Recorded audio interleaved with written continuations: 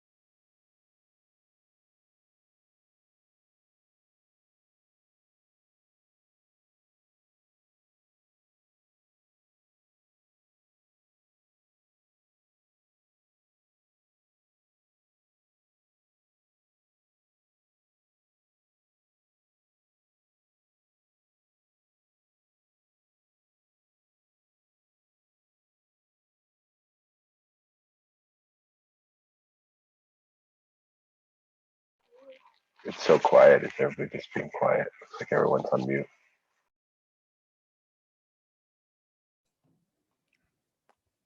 Hey, all, how's it all going?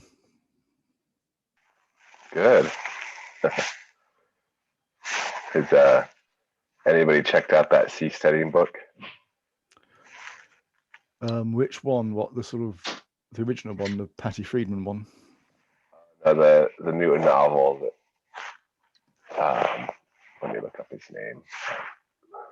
I haven't had to say There was it. one that I was sharing a PDF that, and that one guy was trying to sell, I believe. Or is it? Yeah, it's for sale. You can get it on Gumroad for like $5 or €5. It's cheap for a decent sized novel. Yeah. Started it last night. He joined our sea studying group like 3 months ago, maybe 4 months ago, for like research for the novel.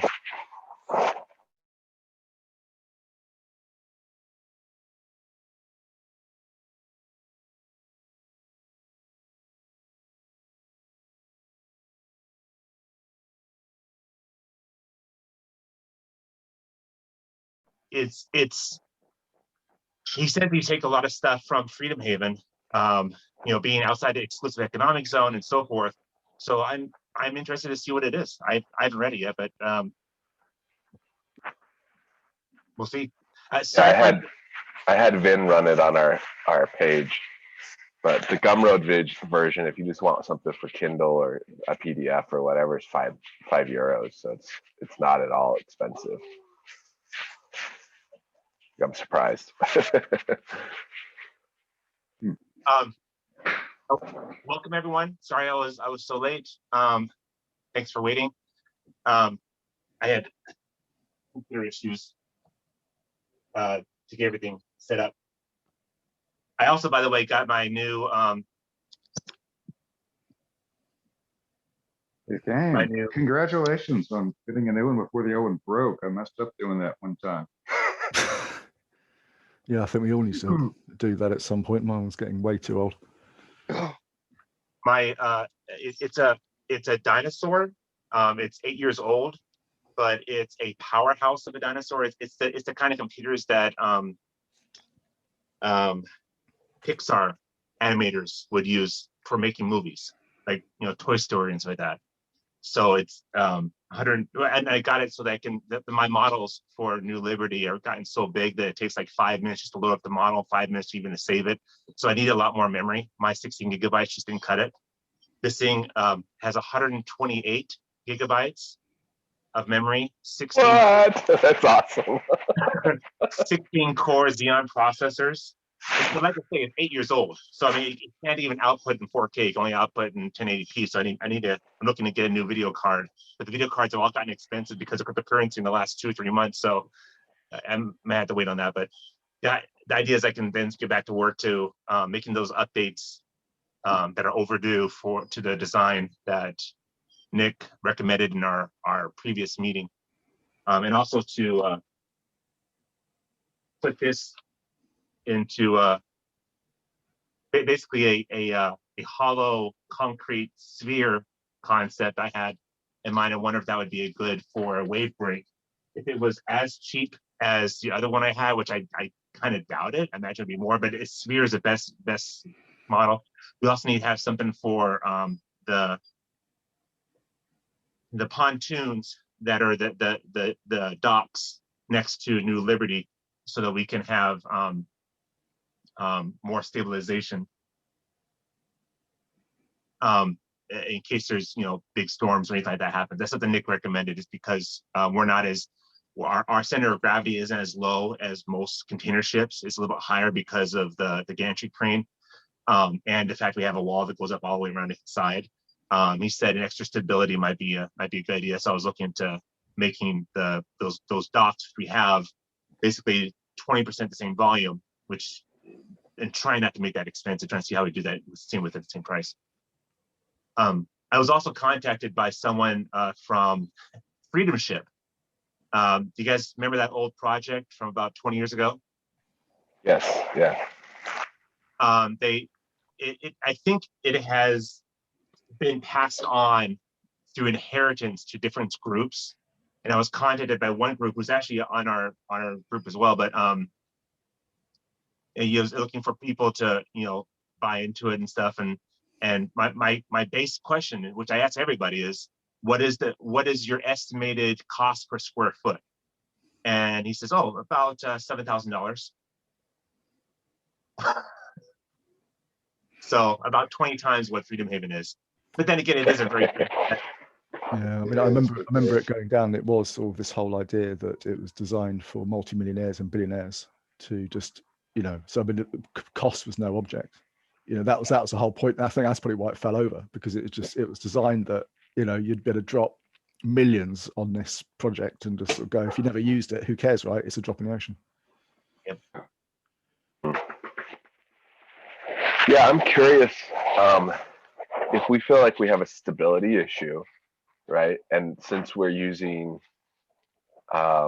steel sidewalls all the way up, right? Like container ships, a lot of people are like, oh, they lose containers sometimes in bad storms, but that's not just a fault, it's also a feature of the ship, right?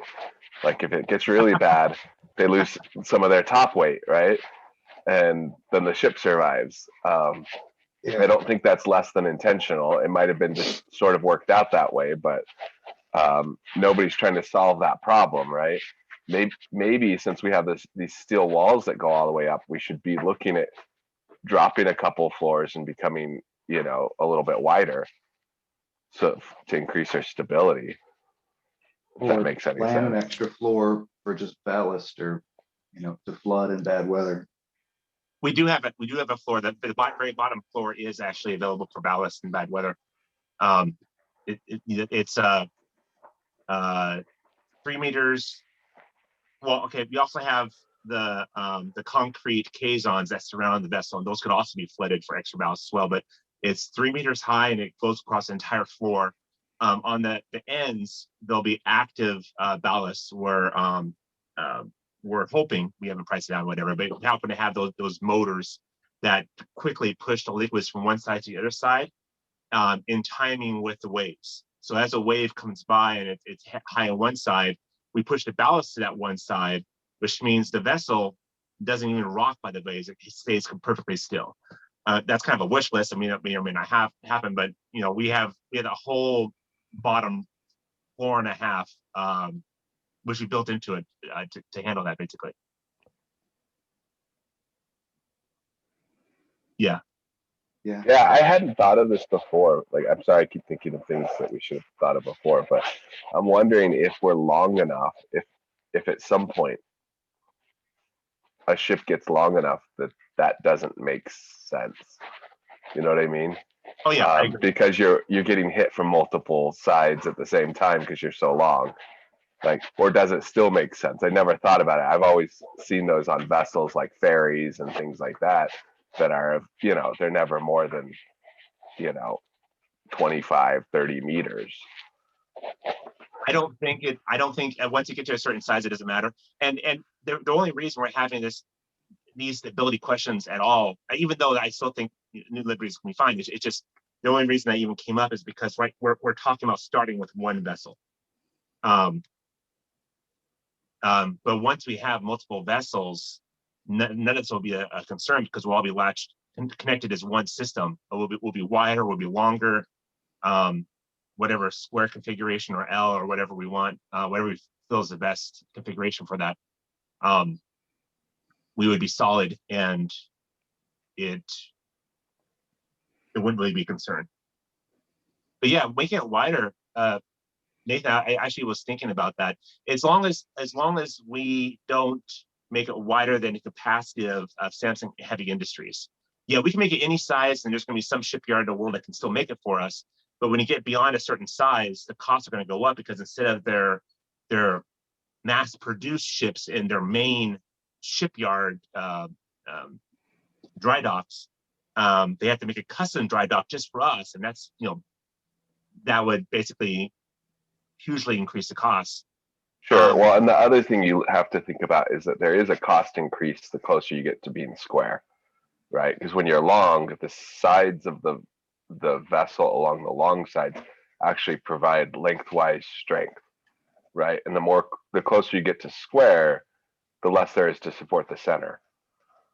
So that it's a concern. You actually need more reinforcement the closer to square you get. That's interesting. I didn't think about that. That makes sense. So like there's got to be a sweet spot. I'm just wondering if we're in it yet, or if we should be, another row of containers wide, or maybe even one less. Like, I don't know where the sweet spot is from a cost perspective. Once we've given up. What is their Toyota Camry? What? What is their Toyota Camry? Which one do they make a bunch of, or would you like to modify that? Well, actually, their Toyota Camry is all of the shipping containers you see them spitting out every single day. Oh yeah. Those mega container ships are the cheapest per square foot ships in the history of the world. And they get slightly cheaper every single month with every single new iteration. This ship gets slightly larger and slightly cheaper. So it's amazing. Those are already the Toyota Camrys. Ramses would have conquered Europe with one. Yeah. Okay, so someone recommended. What do you guys have anything on the list you wanted to go through initially? Someone had recommended doing role playing in this meeting, but those people aren't actually in this meeting. They might be in the evening meeting. We have one in the morning and one it's later this afternoon. Yeah, I think it was last week's meeting when I sort of said we probably should do some role playing to discuss how certain events would occur, and in particular, I mean, for example, I'm in the UK at the moment, and obviously we've got Brexit, and that raises some interesting ideas of how a seastead generally would deal with essentially a trade war and blockades, and obviously the UK has the Royal Navy, so that if French or whatever fishing vessels start essentially just doing what the hell they want, we send the Royal Navy and say, right, it's an active war, and that's it for you. Otherwise, they just take the piss. And it's really, how do you deal with trade if you've got a blockade and all ships are blockaded? How do you deal with a pandemic on board a seastead? All these little things which we're just dealing with. I think it's worthwhile discussing what the overall approach is, because ultimately, to give you a bit of context, apart from Brexit, one of my jobs is to create playbooks for industry for disaster prevention. So say, for example, a thing happens, what's the probability of that and how do you deal with it? And the last time I did that was for a UK bank. And it's just, you basically go and for their entire data center and all their tech stack, you work out, if this happens, then you do this. And it comes up with this huge set of documents. And I think it's worthwhile to have some sort of playbook, because otherwise you've got 1,000 people all doing different things. And although from a sort of freedom point of view, that sounds great, ultimately it can be absolutely disastrous. So it's worthwhile having some sort of framework in place to say, look, if A happens, then you do B, C, and D. And John, I apologize. You were the one that actually initially brought it up, and we had discussed online, and the last people who had mentioned it was Carly from. I was thinking of her, and I forgot. You're right. You're the one that brought it up initially. Thank you for that. Well, I'll probably be there for the evening meeting as well, because it's only in a few hours' time, if I remember rightly. And 3 o'clock in the afternoon, so I've got another sort of 7 hours before I crash out. Yeah, that's a good point. I don't think it's like anti-libertarian or liberty to say, hey, we have some central plans, because New Liberty, the vessel, has to be managed by someone, and we've already accepted that there's going to be some sort of ownership, and that we've tried to limit the power of the ownership to the greatest extent possible. But that doesn't mean that ownership should forfeit responsibility for all of these potential situations, right? We need to come up with plans that still let everybody else do whatever the heck they want, but that we have a plan that people can go along with if they feel like. As far as like the scenario of a blockade, I think it makes sense to stay as long as you feel like you can economically and try to work things out diplomatically, right? But since we're looking at potentially having engines and being able, and not even anchoring, like just holding position in like a low flow area, we should probably have a B and C site where we just go if things, get bad. I agree. And it's important as you go through these role-playing scenarios to remember Freedom Haven's commitment not to initiate, to the non-aggression principle, to not initiate force. So we're looking for solutions that involve the use of our property, in which case we will own New Liberty. Everyone who's on the New Liberty would be leasers or renters of it, but the people who actually know New Liberty can make those kind of calls. And we would obviously include all that in the lease of your place of New Liberty, and let them know when we'd be moving to a Plan C or Plan B location, a Plan B or Plan C location, or how we would handle certain things. So they know what they're signing up for. But we would have that authority because it'd be our property to make those calls. But we could threaten the life, freedom, and property if needed on the attackers and people attacking us. But we wouldn't be threatening the life, liberty, and property of innocent bystanders who have nothing to do with the conflict and who are innocent of this and didn't initiate anything. We wouldn't be stealing from them. We wouldn't be putting them in prison or removing their freedoms or any of those things. And that's always tricky, because the world we live in uses that to solve all of its problems. Every single problem that's in the book, and it's so ingrained in our culture that it's really difficult for us to think outside that box, and it's going to be counterintuitive. So we just need to make sure when we go through this role plan that we're sticking to that goal, that we need to find solutions that involve how we're going to be using our property, how we're going to be using our freedom and our lives, but not anyone else that hasn't consented to it, except for the people who are attacking us. Does that make sense? And that is a very difficult restriction to maintain, but that's the goal, is to find solutions for all these things within those restrictions. It takes a lot of self-control to maintain freedom. It's so easy to find a solution that uses force. It's like a de facto. Well, not necessarily, because you have the fallout afterwards. So you've done your force, and then you've got the fallout and the clear up for 10 years later. Sure. Or so. True. Sure, yeah. Which one do you want to cover first? I think, you know, I mean, the one I mentioned was the pandemic. You know, say for example, you get something which is, it's a, you know, okay, COVID-19 is bad, but it's not aerosolized Ebola. So there has been a bit of an overreaction. But say for example, you do get something which is essentially is aerosolized Ebola, and it is a very, very serious problem, and it becomes obvious that it's a serious problem, and that it will survive on surfaces for a very long time. So it could well be on any stuff we ship into the seastead. And then all of a sudden it kicks off in the seastead, which we've seen is a possibility. I think realistically, talking to other groups like Ocean Builders, until this pandemic, they did not see the benefit of having a fully autonomous system, which you never had to trade with anyone if you didn't want to. They just thought, oh, we'll just go back to base and get some food as we need to. I said, that's not going to happen if you have a lockdown. And they just couldn't understand it until the lockdown happened. Yeah, you may not be able to get supplies. Yeah, you may not be for years. I mean, literally for years. If things get really serious, you may actually have such a bad population degradation that there is an 80% population reduction. So, you know, they're not going to be that bothered about sending food out to a seastead, because they're going to be more Right. in rebuilding their own society. So what would people's views be on a pandemic that's happened? It looks like it's got an 80 or 90% fatality rate. It looks like it's aerosolized Ebola. What people's view? At least that one comes on quick, so you can lock down for a week and see if anybody on board has it. But then you got a 5-year supply of food to siege along until fair weather.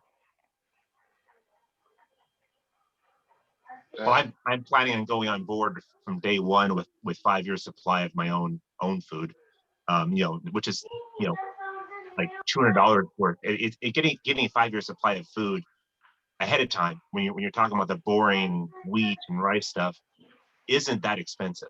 You know, for $200 you can get yourself a 5-year supply of food, maybe $300. Terrible food, but Terrible food. food. Yeah, it qualifies and it will keep you alive, but you will wish you were dead. Yeah. I've been living off steamed vegetables for quite some time, and I know what you mean. It gets to that point where you think, oh, I've had enough of this. I ended up breaking having a kebab last night because I thought I've had enough of this. Oh man. So you mentioned that have a lockdown. Obviously, I mean, that might go against the Constitution. You'd have to use force to institute a lockdown, or how would you institute that? If you said, like, we're gonna have to look, everyone's gonna self-isolate for however many days. Well, you can always let people leave and say you have the freedom to leave, but we can't let new people in without a quarantine period. Maybe we could use whatever vessels we have that are assist vessels, like the tugs and things, and just keep them tied up and say, look, you quarantine here, you quarantine there, and maybe we could have people return if they met the quarantine period. I don't know. That's just throwing out an idea. No, that is. I think if we're just limiting the people coming in. We're not.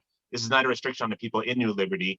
It's not. It's basically saying who we allowed it to come onto our property. That is a possibility. We do have to be really careful with that, because the people who are on New Liberty are expecting to have open trade with the world, and if we cut off that trade, they may cry foul. So, and I don't. The problem with these pandemics is that they don't go away if you quarantine for a week or two.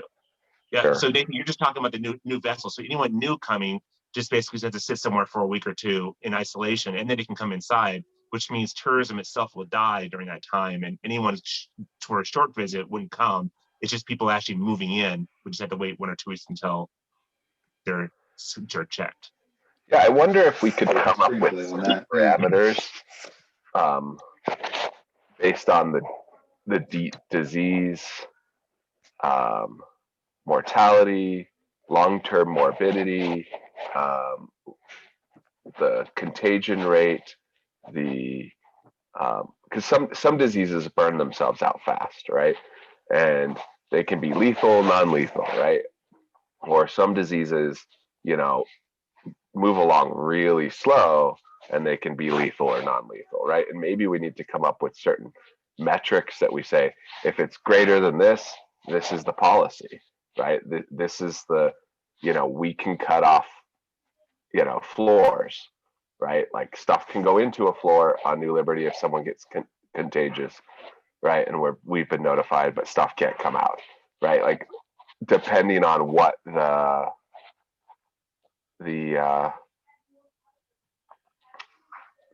disease metrics are, right? Like if it's a slow moving, barely contagious killer that's going to be poking around the world for the next 150 years, but like it's really hard to spread, you know, like AIDS used to be, right? Like we don't shut down for that. Like, yeah, it's a killer, but it's not very contagious, you know? And yeah, the world's got it now, but like maybe we need some metrics so we can say, look, we have a real contract with the people. This is, you know, these emergency powers will only exist if these metrics are met.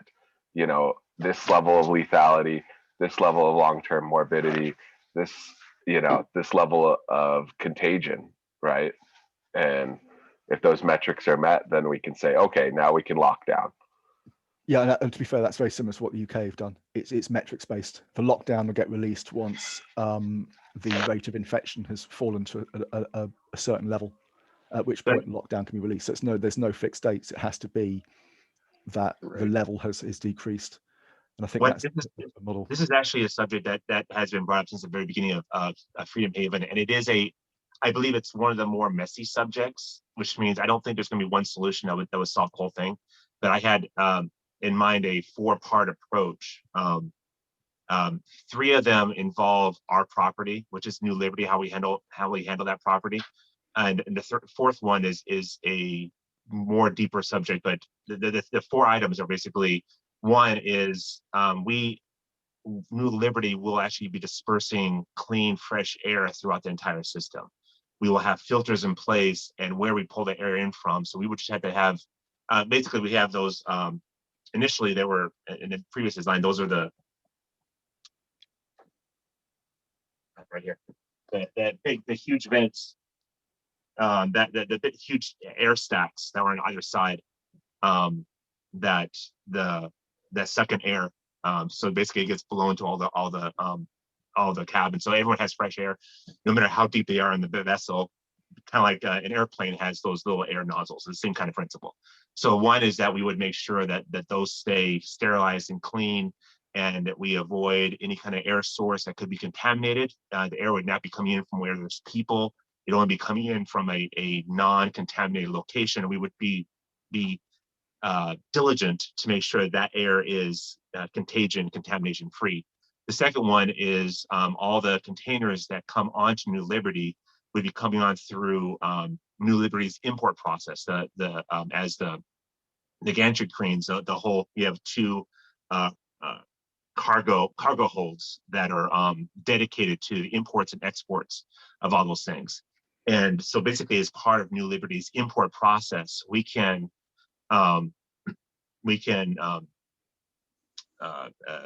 clean the external, the containers, and provide easy means for anyone who's going into those containers to clean every single item that's coming out of it, decontaminate them. We can also provide, like, ultraviolet radiation to kill things as they go through the whole process. So there's things technology-wise that we could do for all the imports that happen during that time. As far as, I guess there's also a 5th one. We will have food sources from different locations. We will have food sources from different parts, not only different imports in the world. We will also have a local crop. John, as you know very well, we will be growing food locally. And as the market needs change, it's possible that maybe certain foods growing locally may not be as popular because they cost a lot more, even though some people like them. But we still sell because some people are willing to pay more because it's fresh or whatever it is. So as the needs of the market change, suddenly the need for more locally grown food, because it's hard to get food imported from somewhere else, would change drastically. And this won't be an overnight turn off. The market would adjust. Just like suddenly in America, toilet paper was in high demand, but because the price was fixed and the prices were not allowed to actually adjust, we ran out of toilet paper. They didn't produce more toilet paper. We just ran out. I mean, that was socialism, price controls. But in a free market on New Liberty, there'd be more demand for locally grown food. And so we would increase our production. We would increase our algae production, the stuff grown in containers with ultraviolet lamps, the fish, and all those other things would happen locally, and would basically make up for demand. And if it didn't, the prices would increase until some other solution would present itself. So I'm not really worried about running out of food long term. We should still have food supplies. Everyone should have food storage, because it may take a month or so to adapt to a new change in the market. The third one is what Nathan said about people coming in, coming out. We can make sure that people who come in are checked, irradiated in a safe way, or scanned and doctored, whatever it is, whatever we need in those kind of situations to ensure that people coming onto that property don't bring something with them.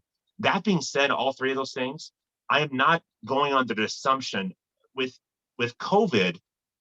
I believe the government was fooled into thinking it wasn't anywhere. It wasn't in specific places. But truth is, because they weren't actually testing everyone, they didn't know where it was. And there's this one county in California where they actually did do a population random test of the entire population and found out the actual people who had it was like 4 or 10 times more than they thought that had it. And if that was applied to the entire country, basically more people had COVID than they realized, because they're only testing certain people. In other words, I don't believe it's realistic to expect that any disease is kept out of an area, because that doesn't actually happen. Governments will claim it's not in an area, but they're usually wrong. And I believe that diseases will find their way to all the different areas. So even though we will have certain precautions and stuff taking place using within the means of our property and how we would restrict that, those first three things. The fourth one is that this is ultimately a medical question. This is a medical situation. And I believe the best solution for any kind of medical problem is the free market. I think that people will decide how they want to do with their own communities. Maybe certain communities will have, remember that people are going to be gathering and living with, when they choose their locations, their TEUs, they're going to be choosing them based on the kind of communities they want to live in. They'll be basically living with other people who have agreed to place the same restrictions on themselves, so no one's rights are taken away. They are saying, like, for example, I would go into a community, I would say, I'm willing to promise that I will not walk around naked in front of my TEU. I'm willing to promise that I will not be smoking in front of my TEU or doing any drugs in front of my TEU. I am also promising that I won't be louder than 100 decibels or whatever that amount is, right? And so if there's 10 other people who are willing to put those same restrictions on themselves, then we would all live together and form our own gated community in a sense. Maybe one of our restrictions is that if there's ever a pandemic and the majority of the people in our community agree that we should have a lockdown, no one comes in, no one can leave, kind of whatever, how you want to do it, or masks are required or whatever it is, then that community can have that lockdown. And no one's freedoms are taken away from it. We're not imposing it on people who say, I don't want it. This is something people have voluntarily chosen for themselves, and they've gathered in that community.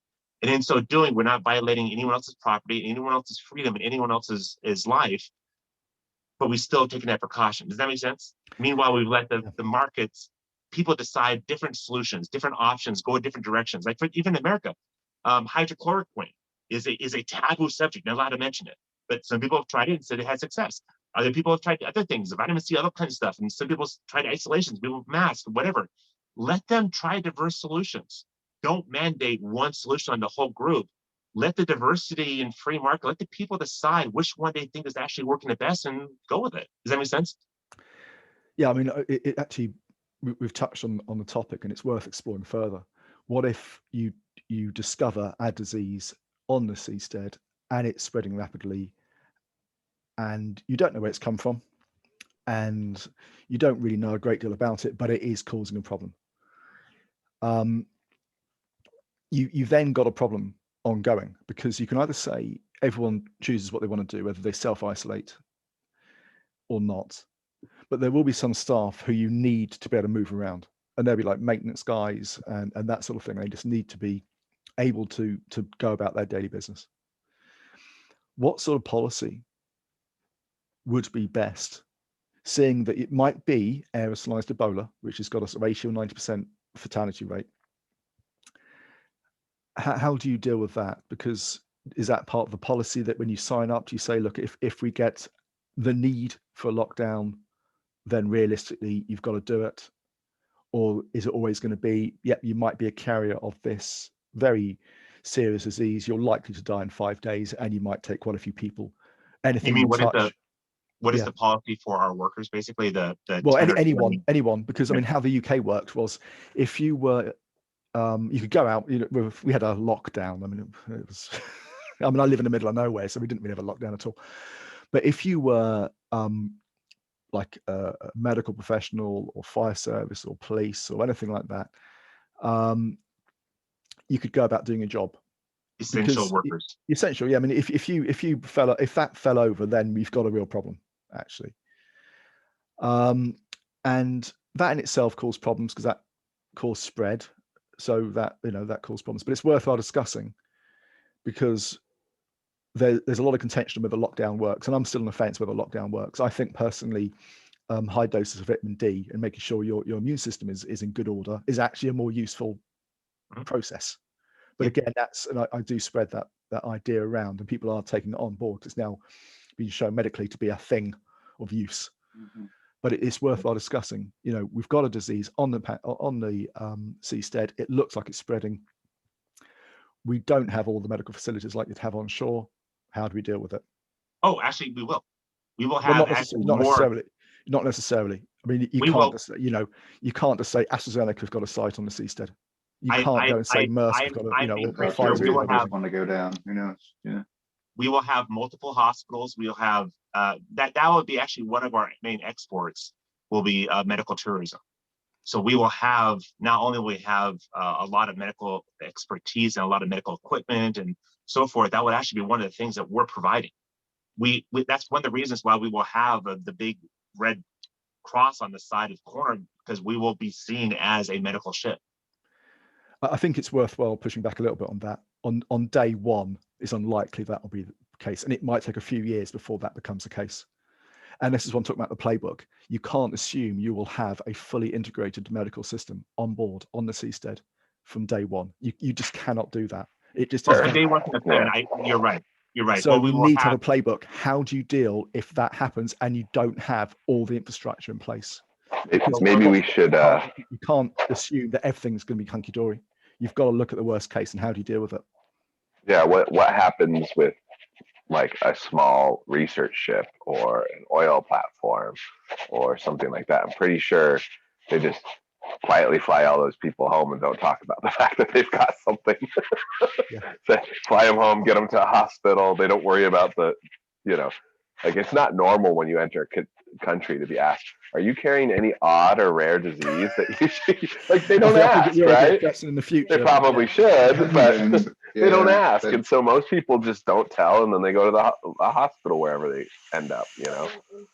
So the way a lot of them are handling sailors right now, I mean, asking to come to port, they've got to do their own self-quarantine before they get to go explore, or at least be cleared on one end of the voyage. I believe that's how they've been doing that part. So if we allow folks to self-quarantine on their rig, that would be one way to get them on safe. But once they're on, yeah, true.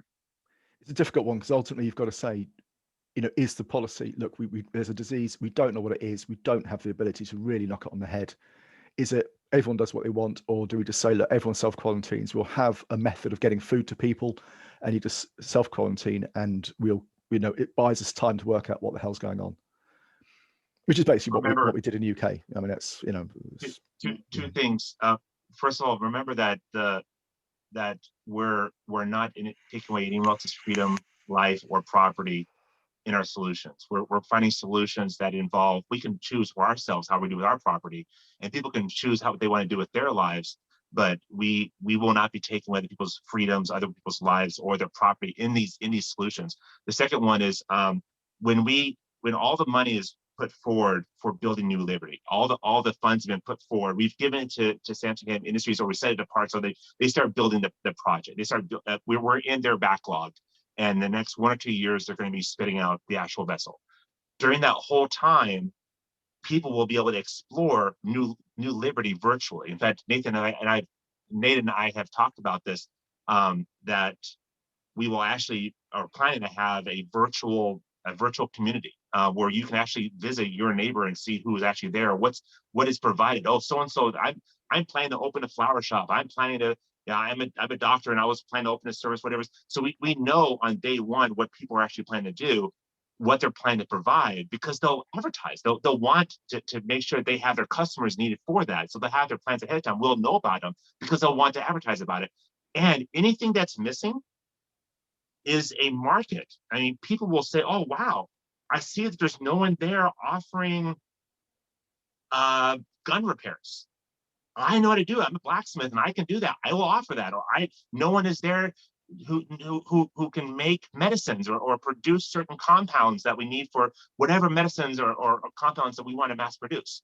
Well, then I'll produce that. Or whatever the market is missing, people will be jumping over themselves. I would step in line and say, I would want to provide whatever it is the market's missing. Whatever, I mean, people spend good money to have a certain location investigated to find out what the market need in that location is. And we will have this handed to us on a silver platter because we will know all the people moving into this location. The people will be telling everybody what it is they're providing. So we will be able to see what the market holes are, which means from day one of the planning, yes, we won't have everything. But remember, we won't actually be moving into the ship until probably 2 years later. And from the day we move into the ship, yes, I do imagine that we will have everything. Now, granted, it may take a week because people will be moving their stuff in to actually get the containers into place. I mean, yes, there will be a fuzzy thing of a week, maybe even a month, but not beyond that. From that point, all the products and services that we are willing to pay for, some things will be cheaper, some things will be more expensive, depending on how it's provided, and the market will adjust for it, will be provided. And if not, people can leave and go to some other place that does provide it. Ultimately, we are providing a platform for freedom, not a platform to take care of people. This is not socialism. We're not planning to take care of their needs. We're just providing them freedom so they can provide whatever groups they want to take care of their own needs. We would make sure our workers are taking the precautions needed and not passing the diseases around. I mean, if possible, needed, they'll be fully decked out in the whole suit and everything. I mean, whatever it needs to make sure that we aren't part of the problem. But the people themselves will be able to choose for themselves, and communities will choose to lock down or not lock down. Look, we're going to have some people who choose to have whatever disease there is. Like in America, we have a thing called chickenpox parties. Have you ever heard that before? Well, we've heard of chickenpox. Chickenpox parties. Yeah, for sure. Chickenpox parties where one kid in the neighborhood has chickenpox, and a bunch of mothers invite all of their kids over to get chickenpox with these other kids, because chickenpox is one of those diseases that if you get it when it's really young, it's not that bad at all, and everyone eventually gets it. So the younger you get, the better, and then you're immune mostly for the rest of your life. Yeah. Well, this actually falls to my point, because what I'm saying is, what if you get a very serious disease? You know, you've mentioned how, and I'm being sort of devil's advocate, really, but I mean, you said how the workers will be in a full PPE, hazmat. What about everyone else? You know, they could easily be spreading this very dangerous disease around the place, potentially damaging innocent people. So everyone will be responsible for deciding which approach they or their community want to take. But my point on that is that you might have someone who says, I'm happy to walk around. They are infectious, but not know it. They won't be, if the community is in lockdown. But I'm saying, how do you guarantee that? How would you say, look, this, you know, is that community the entire New Liberty or the entire Seastead within? No, it's not. Or is it just a bunch of TEUs? Communities. It's just individual communities and groups of TEUs that'd be an entire floor, an entire hallway, or whatever it is, noting that no community can be so small that it wouldn't be able to leave on the hallways. So a community has to have a certain minimal size, like probably a floor, a hallway, or something like that. And they would, I mean, they may actually have gates, like literal gates. You may not be able to go into that community unless you scan and we know who you are, and it makes sure you haven't violated their community guidelines, or you agree to it, you promise to, whatever it is, and then you're allowed into the community, which means they will actually have those kind of restrictions, physical restrictions. And since they're all agreed to it, when they signed up for that community, no one's freedom is taken away. They all volunteered to move into that community and be part of that community. And that's what they wanted. They always wanted to be part of that. And those who don't, if someone doesn't want to do that, they want to take that risk, and they are doing something stupid and it takes their own life away, that is their right. But here's the thing: people will be much wiser than we give them credit for. Freedom does not make stupid people. People tend to be, when they realize that they're responsible for themselves, they tend to behave a lot wiser. Yes, on the scale of freedom, there's the chaotic, stupid, and then there's the wisest possible choice. And there's this huge spectrum, and we tend to think about the worst case scenario when we think about freedom. But when people actually have that freedom and they realize that they are responsible for their own lives, they want to preserve themselves. They really try to be as wise as possible. And then if they don't think they have the expertise to decide that, they will join themselves with some group, organization, or community that will do that, and they will voluntarily choose to abide by whatever that thing is telling them to do, because they want to survive. The stupidest choices that I served a mission in East Germany, and that was shortly after the wall came down. And I have never, and I lived in West Germany for 4.5 years. So I lived in East and West Germany for a total of 6.5 years. I can say from experience, it was surprising. I didn't understand it at the time, but the people in West Germany and people in East Germany are, for the most part, the same family. They had the same ancestors. They just happened to be divided from each other because of the wall. But they were kept apart from each other for 40 years when the wall was up. And when the wall came down, the difference in the intelligence of the people between West Germany and East Germany was astonishing. But it wasn't because of genetics. It was because in East Germany, they had a government that promised that they'd be taken care of. And they actually had their hands slapped whenever they actually tried to take care of themselves. So they've been brainwashed and mentally prepared to stop thinking, because they were punished for thinking and that the government was going to take care of them. Whereas in West Germany, they had more freedoms. I mean, not as much freedom as other places, but they still had more freedom, much more freedom than East Germany. And people actually thought. They actually used their brain. But even though so genetically they were the same, they became much smarter because of freedom. And you're going to see that same thing in New Liberty. People won't do stupid things. They may do things that other people might disagree with. They may take different approaches. You know, some people may choose to have an Ebola party, which was dude, that's crazy. There's no coming back from that. You're not going to recover from it. And say, well, we're going to take the risk anyways. We believe that if we do all these things, we will recover from it. And that's their choice. If they conscientiously do that, that's their choice. Or if they want to minimize who comes in and comes out, they will get to choose that. We will not at New Liberty be putting down a mandate across the entire platform and telling everybody that they have to wear a mask or wear whatever it is. There will be none of those mandates. People can choose to have for their own communities, and we will be doing that for our workers. But or even restricting people coming in. You know, you want to come visit New Liberty? Fine, you'll have to wear a mask. Fine, but we're not taking away the freedom of people who were there. Does that make sense what I'm saying?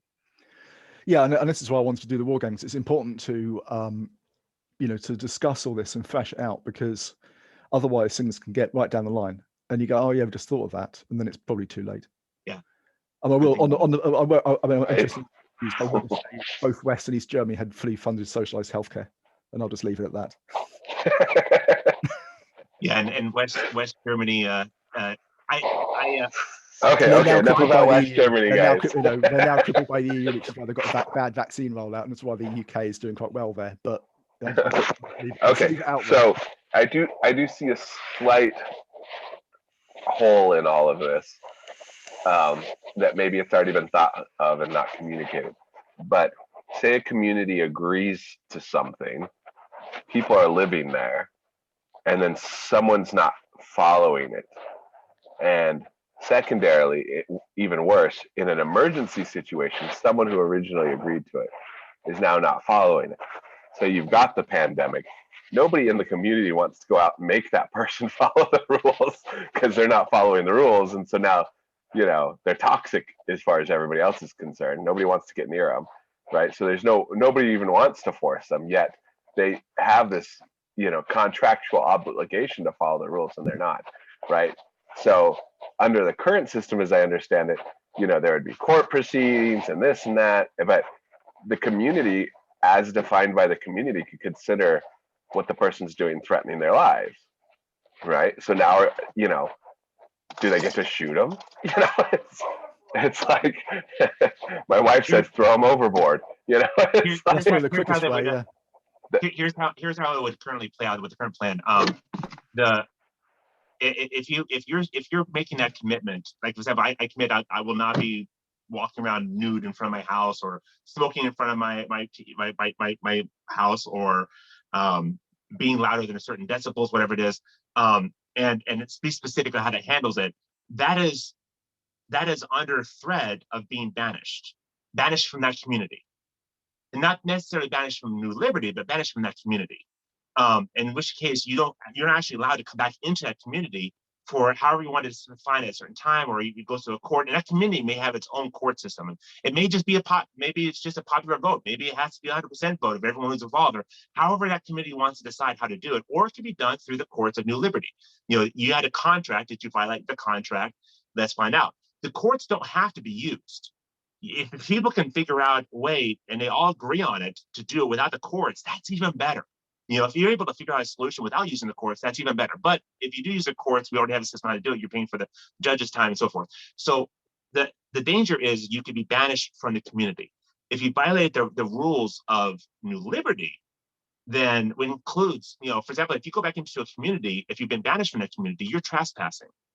And then you'll go to the court and say, okay, you're trespassing in your community, then the danger is you being banished. No one can come into New Liberty without proof that they have the ability to go back to where they came from. So we're not throwing anyone in the ocean, but but people who do not keep the rules that they agreed to or threaten someone else's life, freedom, and property, which includes, if there's an established community that you agree to, you signed to, and then you're violating that community, you're banishing that community, and you keep going back into that community, through the metal gates, whatever, you find a way to break into it, then you're violating someone else's, you're trespassing on that property, then you could get banished from New Liberty. sure. Which means that may be a hard thing to do in a pandemic. Like, where do we send the person, right? we don't have to worry about it. We don't have to worry about it. The person signed and proved. We have on record the evidence. They have to convince us that they have somewhere to go. And sure, honestly, but everything changes when you're talking about like connection to mainland, returning to certain countries. Like, all of those things change in time of war, time of pandemics. Like that all changes overnight. And like where people could have just like hopped on a plane, take it. It's like, do we inflate a rubber ducky for them and throw them overboard? It's like, because like I'm serious, like they've committed to leaving, they're breaking the rules, right? Like, we don't want to force people, right? But ultimately, there has to, like, I think we have to accept that people have agreed to a certain application of force upon themselves if they break particular rules, right? And that there has to be some sort of enforcement at some point, right? Like, hopefully it'll never come to that, but if successful, there will be a point at which application of force has to be done, and we want to do it only within the scope that the person has agreed to have force applied upon themselves when they came, right? And so I think we need to be prepared for those situations. Like, it would be really nice to get up and get going and have 5, 10, 15 years of no worries, none of this, don't have to worry about it. Generally, people are handled civilly, but I think that would make it even harder to prepare for the moment when it came, right? Like, I could see a big war breaking out in Southeast Asia, and like nobody's wanting to take anybody from our, like, all of a sudden our trade, our produce, like everything gets cut off, you know, and not because anybody's targeting us, even just because, oh, that's a hodgepodge mix of people, and you know, there's Indians and Chinese and Japanese, and we just don't want to deal with them, and so they just like, don't let those people in. We don't know who they are. And they may not have a valid passport or visa, so they may have Sure. to have a refugee status, which not every country fully recognizes. Sure, and even if they have one for their own home country, they've just spent the last 8 years living on this weird platform out there that the government doesn't know how they feel about, and they're dealing with war right now. They're not necessarily going to be welcome home. And we've actually seen that in the UK. There was one person who left to join ISIS, and she's been refused re-entry to the UK for that reason. So she's now just basically a person without any country. She's just having to go back to Afghanistan. Yeah, I remember reading about that. Totally stateless. Yeah, which is unusual. But I mean, we just said there's just absolutely no way we can't have someone. It's not that unusual. Like I've know of several other incidents where people have become stateless. Like they flew out of their country and it was conquered, or like somebody. Yeah, it's happened lots of times in my lifetime. It's not that abnormal. Or the country, there was a coup while they were gone and they have the wrong passport, and everybody's like, nope, that country doesn't exist. Yeah. There's a movie about that with Tom Hanks. He's stuck in an airport because while he was airport. I forgot about that. Based on a real story. Yeah, the dude who lived in an airport for like a year because he couldn't go anywhere. Actually, it was like 4 years. It was like, wasn't it? It was what? But yeah. But I don't know. It was a long time. But yeah, he finally got to go home after like at least over a year. It was based on a true story. Guy was just living in an airport. He didn't even get to go home. It just got to the point where he knew everybody, right? And he was just like, they're gonna sort of let him walk out of there without saying anything. And he finally just did it. I forgot about that because nobody would solve his problem. How do you repatriate people who refuse to follow the rules and have no way of repatriation? How do you what's the sort of, I mean, that's a discussion point in itself, because it also goes back to, like you're saying, about wars or pandemics on the mainland. And they may have just closed all their borders and said, look, we're not accepting anyone. I mean, how do we deal with that? Two things. One is the most likely thing that people would probably be buying when they prove that they have a way to go back to where they came from is not an actual like two-way plane ticket. I mean, yes, some people will have that because they'll be there, because people will be there short term. They'll be, I'm here for 2 weeks to visit my brother. Here's my return flight from so and so, and the thing to coming by picking me up, and that works. But for people like me who are actually living there, how do you know how you're going to be leaving 10 years down the future? How would you have that on record and be able to prove that? So I imagine what we'll probably have is a banishment insurance that people will actually buy, and that insurance company would guarantee that they would have a way to bring that person to the location they choose, or to some other location, and you could buy different kinds of insurance. You could have like the luxury insurance. They'll be sure that you're going to live in the luxury and nice hotels, whatever it is, whatever country you end up being in, that you'll be taken care of and have your food taken care of, whatever it is. And that thing costs $1 million for the insurance. It's ridiculous amount. Or at the very other end, you have someone that says, we're planning to bring you back to your country, even if that means we're covertly dropping you off in some shore somewhere, and you're going back, hidden below deck in some container ship. I mean, whatever it is, the insurance company, we would choose how much we trust them.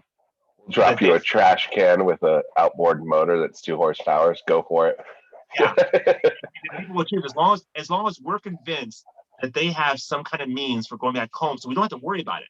Because I think the market's too small to count on any sort of insurance. That it initially have to be a bond system. Yeah, like no company is going to be like, hey, let's build this. Yeah, how would you rate it? We saw this with ocean builders, and they couldn't insure their Satoshi because it wasn't going to be a ship anymore. It was going to be a floating platform. Oh, I'm not talking about an insurance that some other foreign country would establish, or their government would recognize for the establishment of our property. I'm not talking about that. I'm talking about some kind of concept, a custom concept of being able to buy a return trip without knowing when or even if you're going to use it, and the kind of conditions that they're going to guarantee for that return trip or so forth, which means that they would also be providing you for housing outside the vessel. I mean, until the ship arrives, because maybe the ship doesn't arrive for another 2 weeks. So they would have to make sure that you are housed in their boat that's in the docks or whatever it is, you know, or some other seastead. Because remember, New Liberty is just going to be one of dozens of floating vessels, ranging from small ships to other large structures that are in Freedom Haven. Freedom Haven itself is going to be within a 12 nautical mile radius of whatever the territorial claim will be, whenever we actually get that. So it's not going to be it's not going to be just New Liberty, but we will not be taking care of or guaranteeing. There's no nanny state in New Liberty. We will not be guaranteeing that we will take care of somebody, that we will be prisons. We won't have prisons, because who's going to pay for the prison? You know, a prison is a place where you stay and eat and enjoy your life forever. Yeah, prisons can be rough places, but in America we have a problem where people actually want to go back to prison because life outside of prison is too difficult. Prison's all I know, so they'll go out and commit a crime deliberately because they want to go back to prison. They're taken care of in prison. You have free food and everything else. Yeah, it can be rough, but you learn how to go with it, and that's the lifestyle they choose. There's no long-term prison in New Liberty. So, so like Nathan, when you're talking about using force, I agree. You know, if they get banished from their community, they keep breaking in, then they're banished from New Liberty, and they don't leave, then they're trespassing, and you can use force, the minimal force needed to actually get them out. Where would you put them?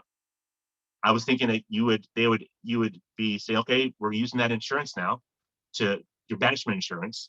This company will take care of you. We forcibly handcuff you, whatever it is, and we hand you over to that company, and they will take you, whatever the agreement was you had with them. You know, whether they'll take you to another vessel in Freedom Haven, or they'll take you back to the country you came from. But whatever it is, we're not responsible for how you get back home or where you're going. You already took care of that before you came on board, and we'll hand you over to whatever company you had already prearranged that would be doing that. Does that make sense? Because there's no taxation in New Liberty, in Freedom Haven. So your neighbor will not be paying for your prison cell, food, and so forth while you're here. You either fix what you broke, or there's a risk of you being banished. Which actually, this is going to be a very strict governance in that sense, but it'll be just limited to self-defense. Now, that's it. So everyone will be very, very mindful of that. People won't want to trespass, you know, or break someone else's stuff or any of those things, because the punishment is so strict in New Liberty. You're going to get kicked out. You know, that's scary.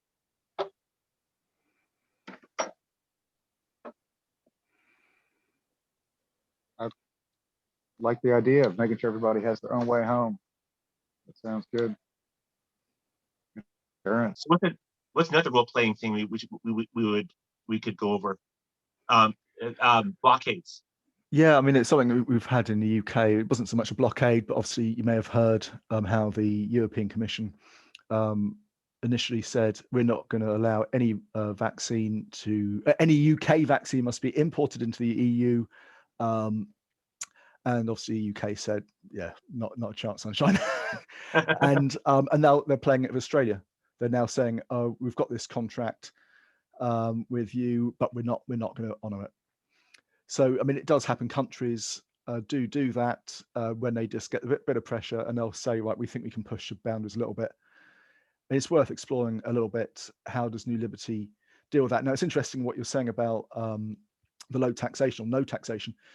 I mean, that in itself is, I mean, how do you pay for things like maintenance of seawall and the actual vessel itself? And that's worth exploring it. Okay. The lease. Basically, when you pay for your, actually, it depends. If you're paying for your own TEU, then you're paying for that advance. If you basically, you are the investor, one of the investors in the creation of that vessel, and you own your investment. But if you are maybe some a corporation of a bunch of different people, investors like me, I've been investing my own TE and stuff. We'll all be part of this big corporation that actually pays for and buys the vessel, and then we end up renting it out to the individual people on a per month basis with a profit, which means you're paying more per month than you would if you actually just bought into an actual lease, a 10-year lease. But you can't afford a 10-year lease, you're just doing month by month, but you're paying more per month than you otherwise would. So that would actually pay for not only the vessel, but the maintenance of the vessel and the security and all that stuff for that 10, 20-year period. And so that's why we're putting so much into the actual costs, figuring out the costs of all this stuff ahead of time, because that the only source of income we have for the whole thing is that initial payment. And so that initial payment has to last for the entire spectrum. I mean, there's going to be other things too. For example, there's going to be fees for imports and exports. But the idea is that those fees will basically just pay for the maintenance of the gantry crane and the cargo things, and everything pays for itself in a sense in that way. But yeah, so that's how we're planning to pay for it. Okay. So in a sense, everything's still paid for. It's just not paid for through taxation against a person's will. The people pay their rent in advance, and that rent pays for everything. Just like who pays for the cop malls. When you go to a mall and there's security guards in the mall, that you patronage stores. Those stores pay rent to the mall, and the mall uses some of that rent money to pay for the security. And it's going to be the same thing with New Liberty, except that we're going to have much more well-armed security with big guns, and whatever is needed to stop pirates or cartels from attacking or invading. Yeah, I mean, I'd like to discuss. Thanks for clearing that up. I'd like to discuss the blockades, but also just, I mean, obviously, although I'm a Brit, I'm actually very pro firearms, and I'm very pro open carry, and just it might be worth people's view on that. Okay, so you guys want to do barricades, blockades first?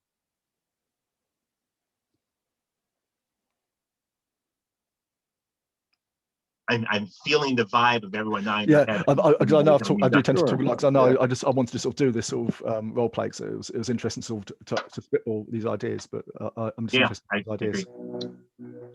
Blockade. If you're a small circle, it's easy for them to take their ships, their Navy ships or whatever, and blockade. They blockade small islands and successfully keep people from going in and out, and that is a big concern. I don't know of a good solution. The only thing I could come up with is that we would claim our 12 nautical mile territorial claim, and that would be a large enough circle. I wish I was. Nelson, you're not. buddy. Sorry. Our 12 nautical mile radius from the center would be big enough that you would be able to blockade it. And because it's actually an entry point, instead of the ships having to come so close to the island that they're like 1 mile or even a couple hundred feet offshore, and they can actually run around the island easily to stop at the ships. If you have this thing be a huge it's about 100-mile diameter circle, basically 12 nautical miles going out from the radius, or 24 nautical mile diameter, and they can enter from any point, then you really can't effectively blockade something that big. And how would we actually maintain that circle? We would have buoys, and we were actually talking about how we actually do that. We would have buoys every mile around it, with and those are a specific position, and they would have stainless steel barbed wire going between it with a couple floaties around it, with those radar cubes. They're like a quarter of a cube. They're reflectors basically, and they're on the top of small ships. Use them to basically make sure that they show up on the radar of larger ships, so no matter where they are, they can see them. So any ship coming up will see this dotted circle coming into their screen, and as they get close enough, they'll see the markers. And that won't stop any Navy ship or any ship basically from just ramming through it. But if they do that, they're first of all going to scratch up their hull pretty bad with all the barbed wire and stuff. Two, they're going to set off alarms. New Liberty is going to, they have a trespasser. We have a trespasser. Freedom Haven has a trespasser. We're also going to have cameras and Wi-Fi because this will all be part of one big circle that'll be integrated into our network. So you could actually go up to one of these buoys and on your phone, hook into Wi-Fi, go to our webpage, ask questions, whatever you want. There's going to be a camera on each of these ones as well. So we're going to be able to see who's actually at our borders and even interact with them. I mean, we could have one of the security guys who says, hey, how can I help you? You know, so, well, you know, what happened? Where is this? Well, you want to go away? Oh, sure. Well, your gate entrance is at this point. We have these gates here. Just come around to the side here. It's about another mile up north where you are there. And here are the prerequisites. You have to promise that you're going to, you know, not threaten anyone's life, freedom, and property, and you're going to respect our laws, and also that you can't be on any of these banished lists. You know, people who've broken those in the past. You know, we're trusting you until you break it, and then you're on a banned list. And then they let you in. And we hope that we do this correctly, that we will have Navy vessels, even from hostile countries, that will be inside our barrier, but they have come inside the correct way. And every single person on a Navy ship is on record as having, and we actually have this documented specifically, not only that they will not threaten anyone's life, freedom, and property, but also they recognize Freedom Haven as an independent country, and they ask their mother country, whoever that mother country is, to leave Freedom Haven alone. Which means if a Navy ship comes in, all 2,000 sailors or whatever that are on there will be on record as each independently saying that they will promise, because we don't condemn an entire ship. Everything everyone does is an individual. If a sailor opens fire and kills somebody in Freedom Haven, it doesn't matter if they're under orders or not. That sailor is responsible for their actions, and that's how New Liberty and Freedom Haven will treat these things. So basically, everyone who's in board, and we want to have the Navy come on board. If they want to see what's going on, we want them to come in and look around. We just need them to be on record as, first of all, recognizing us as an independent country and recognizing our flag. So they will not claim that we're a pirate.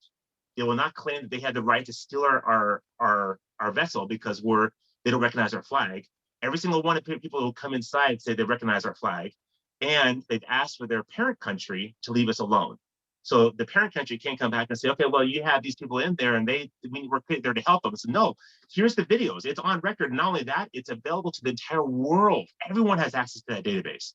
And you can look up individual people and see the actual video of them promising to keep the laws and all those things.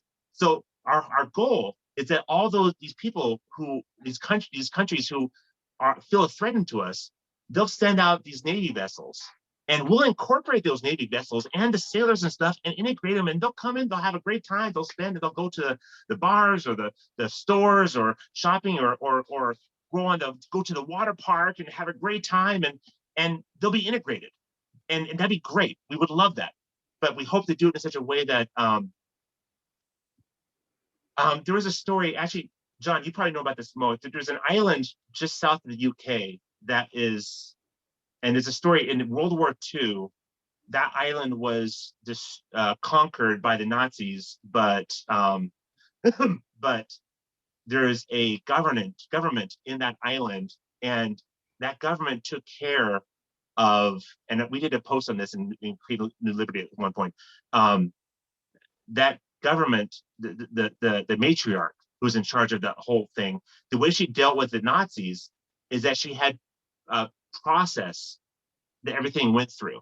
And that process was, and she got the Nazis to go through this process a specific way, in a way that they didn't feel threatened. It wasn't an attack on them. It wasn't a challenge of their authority. They just found themselves going through the official process. And in so doing, she was able to protect the citizens of all the people because everyone was going through a specific process. Does that make sense?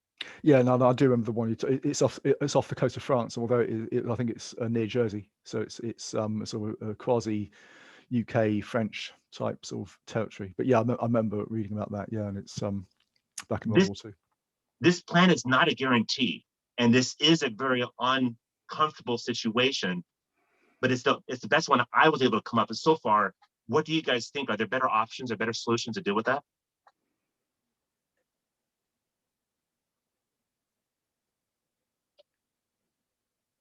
Did it make sense what I was talking about, by the way?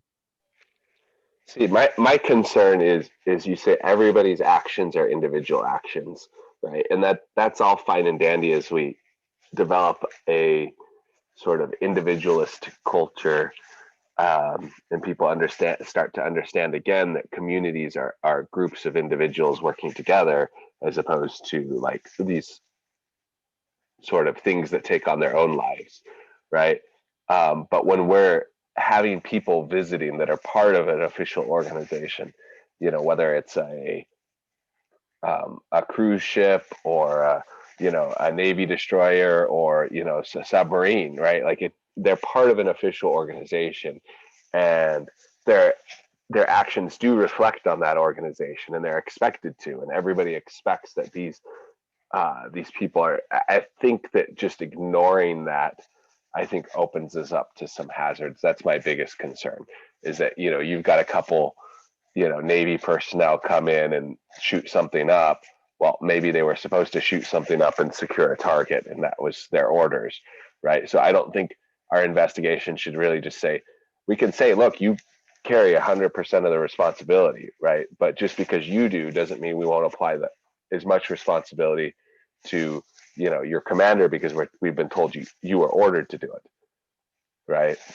So I don't think we just like let people off the hook who are giving orders because or potentially involved, or even just say, what, we're not kicking out every American, we're not kicking out every whatever country you're from, right?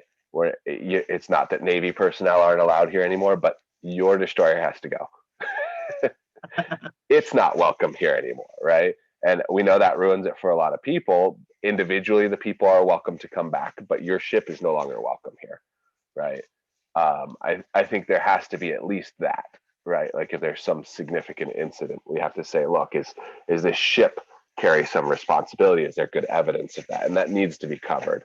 Otherwise, we open ourselves up to, someone saying, oh, I'll go recover this person from Freedom Haven. They come in on a boat and, they shoot people up and take somebody out on a zip line, and bam, they're off. But, they get caught, or somebody along the line gets caught, and we're just like, oh, it's just your fault. Like that seems to really be letting everybody else off the hook. Let's cover that. So let's say there's a Navy ship comes in, what kind of Navy ship should we have for this example? Just have it be a gunboat. So how many people are in a gunboat? 20 people? Yeah, probably. Small one.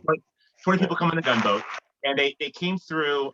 First of all, if they didn't come through the gate, then they're trespassing, and they're seen as aggressors, which means we have our gunboat that goes out and meets them, and we say, you're not allowed to be here because you didn't go through the proper channels, whatever it was. And we would sure, but that's the whole group then doing something wrong. Say the gunboat comes through the proper channels, they all agree to this stuff, right? Which means we have and then they all peacefully get on Freedom Haven. Yep. And then 4 or 5 of them shoot things up and try to run off with somebody, and you capture a couple of them. Yes. Right. It's like the captain of the gunboat's like, oh, but it wasn't me. So in that case, we have evidence. Like 5 of them went and shot. First of all, we have all 20 of them are on record, video record of they made the promise that they were not going to threaten someone else's life or getting property, specifically as laid out in the Constitution. All the proper channels and stuff, and we had the video of that. So then we arrest those 4 or 5 people. They get put into the court process, which would take like an hour or less, so it'd be really quick. And we find them guilty or not guilty of those things. And in that time, someone says, by the way, this captain, the accusation is that this captain made that order. So that would go through the court process too. So now that captain is being investigated by the court. And the accusation in the court is the captain gave the order to have them shoot these things. And what evidence can we come up with that? And either the court will find that we have enough evidence to convict that captain, and essentially that captain is also banished, or we can't. You know, if we Sure, can't I cover think that, I think the burden of proof shouldn't be like the whole beyond a reasonable of doubt, though, because of the way organizations are designed to work, right? They're designed to protect people at the top, like every organization.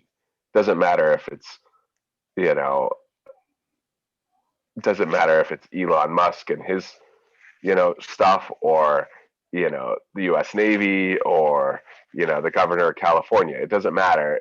The people at the top are intentionally insulated, right? but So that goes. if there's even like, I think the evidence should have to be reasonably substantial to warrant banishment, because you're not punishing them. You're just saying, no, you don't get to come back. Your ship doesn't get to come back. It's not the same thing as like executing like a significant judgment on them. Well, Right. it kind of is though. It kind of is though, because if they do come back through improper channels, they're trespassing, and they could end up being shot. So at the end of all those things, a banishment is upheld at the very end, if it comes down to it, with the threat of murder, kidnapping, and theft. All laws are. If you're actually enforcing a law at the end, eventually at the end of that whole path, it's all But being enforced. there's a big difference between you and I visiting a small country, or like, say, going to Walmart. You and I walk into a particular Walmart and we get banned from that Walmart. Sure, that's the truth, that Walmart ultimately, if they're going to keep us out of there, are going to call the police. We keep refusing. We get in a fight. We might get shot, right? Or their security shoots us when they try to But that's break in. just one Walmart. We don't have to go to that Walmart. It's not like something's happened to us in our entire world, or even like our entire community, right? These are foreign visitors. We're not putting a huge imposition on them to say, your Navy ship can't come back, right? Because we have high level of suspicion that you were engaged in covert activities against your agreement, right? Like, I think the level of proof should be less in that sort of situation. Let's flip that around the other way. Let's say that I'm a captain of a New Liberty gunboat, and we have 20 people, 20 crew, and our job is to secure the security. And let's say that there is a covert effort to get me banned from New Liberty, and the covert thing goes the following way: Mm-hmm. they hire somebody, some person who's poor, doesn't have any money, they really needed whatever it is, and they pay him $1 million if he goes in undercover and does the following. He goes into a place when we're at a gunboat, we're at some location, and we're docked there, and then one or two, that person starts shooting up a bunch of people. And then when it comes time to he surrenders, whatever it is, okay, he's banished, he's kicked out, whatever it is. Oh, by the way, Tony, the captain, was the one that told me to do this. And I said, Sure. What are you talking about? And they say, but you're a citizen. We can't ban you from your home. Actually, you can't. It doesn't matter. There's no real such thing as a citizen. There's people who have rented space, and there's people who are guests. But you have immigration facilities, and you have people signing oaths, and you have, right? Like, there is the concept of a citizen. Are you saying everybody's just a visitor? In that sense, you're planning on issuing passports, right? You can't say that there's no difference. There's definitely a difference between someone who's coming and potentially using some of our facilities, docking with us, doing some trading, and somebody who lives there. And like, the burden of proof to remove someone from their home, from their country, should definitely be greater than removing a visitor. So you're saying that TU lease owners have a special privileged class of. I'd say any passport holder who has aligned themselves with New Liberty over the country in question, right? So if you're holding dual citizenship and you're a U.S. citizen and on a U.S. destroyer, and you happen to have rented a TEU, I haven't tried to slice that yet, right? But if you're on a Chinese destroyer and the Chinese destroyer conducts the act, and you're primarily a New Liberty citizen, right, it should take a greater burden of proof, like the one you've suggested originally, to remove you. But if your interest there is just transient, it should take a lower burden of proof to remove you from the area. You're talking about establishing essentially the thin blue line that we have in America. Well, it's No. it's a difference between citizenship and residency, like you have in Switzerland, or if you're Yeah, just an expat, every you're a country. Like resident, and if that's a sort you're of a different thing from being a nation citizen. and you don't have national interests, like there's no point, right? Like we might as well just be floating on a raft out at sea. Like there's no point to try to achieve nationhood if it isn't to provide special considerations for our citizens. There's no other point, right? Like, do we want to do it just so we can have an excuse to build a big army and other countries might let us do it? Like, what other reason do you have than to protect your citizens? And so to deprive people, like to deprive people who live somewhere, live in a community of rights has to have a higher burden of evidence than to deprive somebody who's visiting for the first or maybe last time in their life. Like it's, you can't just say, you can't expect New Liberty citizens to deal with the chaos that the entire world, being much more populous than them, can inject into their communities, because we have this burden of proof that's substantial to get rid of anybody, right? It's like, if somebody wants to challenge it, give them a challenge process. But at the same time, it's like citizens should have the full protection of the law, not citizens that we're not punishing and we're just deporting, right? Don't deserve the full protection of the law because we're just sending them home or on their way, not even home. This is an interesting thought. I think it requires a deeper discussion, because I understand what you're saying, and that's a valid point. But what I'm worried about is, since every single law is eventually enforced at the end, whether it's under threat of it or otherwise, you eventually threaten it to take away that person's property, freedom, and or possibly their life. I mean, they'll get shot if you try to walk out of prison. You're gonna get shot. So once you put a law in force, at the very end, you're justifying it with killing somebody. So at the very end, you're essentially, and this may sound inflammatory, and I'm not being inflammatory. I'm just saying it. I'm just saying it as it is. Yeah, You're I know. essentially giving different qualifications, different justifications for killing somebody if they're a citizen versus a non-citizen. Yeah, I think you can slice it a little different than that, because what you're saying is there's a different justification to get into that status, right? And the reality is the citizen's going to be in New Liberty, right? So to have the same equal chance of being shot under these circumstances, the citizen has to have greater protections, because the other guy's less likely to be there and less likely to be there as often, right? And so if you give him the same level of protection as a citizen that's their home, right? Then you're actually giving him greater protection within New Liberty because he uses that protection less often, right? From just a ratio standpoint. And I can find a better way to word it, but my concern is really the cost. Like, every court hearing is privately funded. Everything that goes on is privately paid for. And you're putting this burden directly on New Liberty citizens, people who are there following the rules and agreeing to follow them, right? To essentially pay for the chaos that anybody who's like, hey, we can afford this, can inject into our communities, right?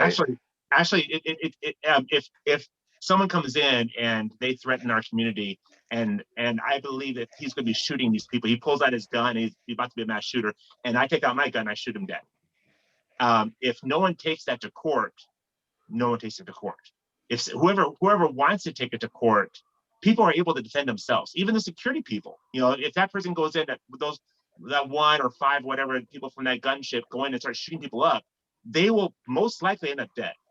Sure. But the person who shoots them would only be brought to court if people who believe there's a foul play. Whoever thinks it's a foul play is the one that either acts on it or. Right, but say you got that guy who was shot and you give him medical attention, and then he's the one who indicates his captain might have been involved, and so now it's the burden of the New Liberty citizens who endured this hostile act to either say, okay, we're just going to let this go, or let's incur the court costs of trying to prove this captain was involved.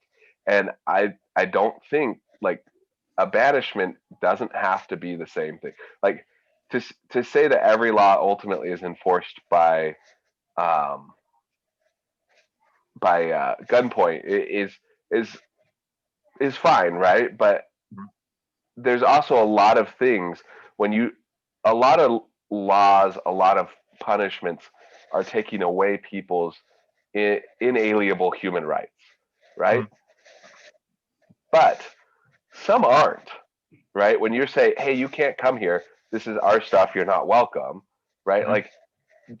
Like, I don't think a banishment in that respect is like, I would want the You're ability right. to No one banish has a whole country, to be no honest.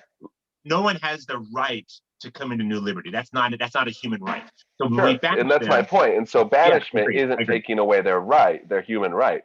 But if you banish someone whose home is there, you're taking their property, their Yeah. livelihood, right? You're taking so much more from them, right? Do And they that's get why there's a refunded if they've greater burden of paid up proof. front? If they've paid up front, do they get a refund? Otherwise, that could be considered theft of property. Are you talking about if a person who paid for TEU gets banished? Yeah. That's going to be part of the actual contract they sign when they lease it. No, Because they that could won't be be considered refunded. theft of property. Quite No, frankly, because it'll if be in the contract. because In what the if they're contract, they'll say that they unjustly convicted? if they're no Unjustly convicted. if they are banished through the court systems, anyone who signs a contract and they pay for the TEUs and are banished in the court system, they still own their TEUs. They just have no access to it. What they probably would do in that situation is sell the TEU to someone else. Unless they hope to come back into New Liberty and reverse the banishment, which they can do. They can take it to court as many times as they want to, or they can. I mean, they don't have to take someone to court. You don't have to actually be there. You could be anywhere and do the whole thing virtually. But yeah, being banished is not a violation of. It's not theft. Because I think if they retain ownership of, then yeah, absolutely. I think that's But you're forgoing the non-physical things. There's real things like people have a livelihood. That's money they make, people they do business with. People have a community, they have friends, they have family, right? And so they're losing all of these non-quantifiable, even if they could be somewhat quantified, but not completely quantifiable things, right? And that's why I'm like, the dude who's parked in his gunboat off of New Liberty should have less protection. He doesn't have any of that to lose, right? And like we could have an appeal process, but I really think it would make sense to even be able to say, look, we don't have wars with countries, but we can banish an entire country. Like if they say, hey, we're at war with you and they're trying to attack us, like why can't we banish their citizens from coming in and say, look, we've passed, we held a case, we held court and we looked at this situation and we said, that the risk and the likelihood met this particular threshold as defined in the law to banish this whole group. If individuals from that country want to apply otherwise, we'll hear their cases, right? Mm. But we need to be able to banish a gunship. We need to be able to banish a particular company that's trading, maybe they're violating human rights and they're bringing slaves in and out, right? We've discovered this. But every ship, we shouldn't have to ban every ship, every captain, every individual involved. We should be able to say, look, this company's doing this. Bam, you're done, right? We need to be able to have those controls without incurring enormous costs to constantly just be reacting to every problem, right? We need to be like at the micro. We need to be able to say, you know what, this qualifies. This is big enough that this qualifies to say the company's now banned and responsible. There's sufficient enough evidence. Nate, would you be willing to? That's a valid point. I agree with that, and you've made your point very well. I think you're right. Would you be willing? Would you be okay with actually putting all that together in a post for Freedom Haven role playing? Not the Creative Freedom Haven, but the Freedom Haven role playing group, and we'll have it there. And I think you're right. I think, John, what do you think?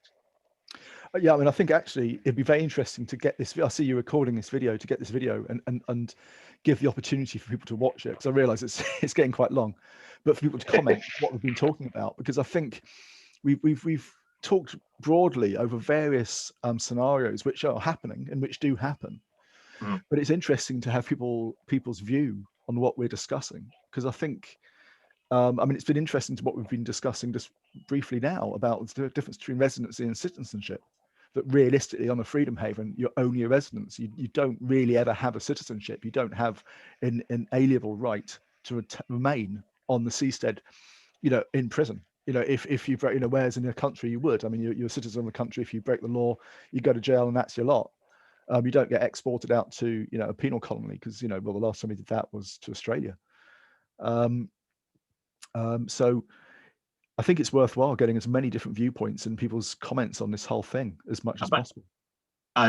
Quick thing, I record these things for myself. I don't share any of them online, except for the 2 ones with Nick, the naval architect, and even then it's an unlisted thing that I attach to the actual meeting event itself, because I usually wouldn't I wouldn't share that online and have the whole people watching without everyone being okay with it, because that would discourage people from coming there. Sure. No, I understand. Yeah, I mean, it might be worthwhile doing a quick straw poll if people are happy to have this shared, because I think it's what we've discussed has been some pretty stuff of how things are going to roll out, basically. I think maybe if we sliced it out into topics. Yeah, it's probably a good idea. and had a few short snippets, maybe some highlights or something. I don't know. I would have to say this officially on the recorded video that there's one sentence I said before when we were having a discussion, and it was just that one sentence, and that whole thing could be taken out of context. You said you have someone who comes on, he's a shooter, he gets shot, and then he gets you take care of him, and then he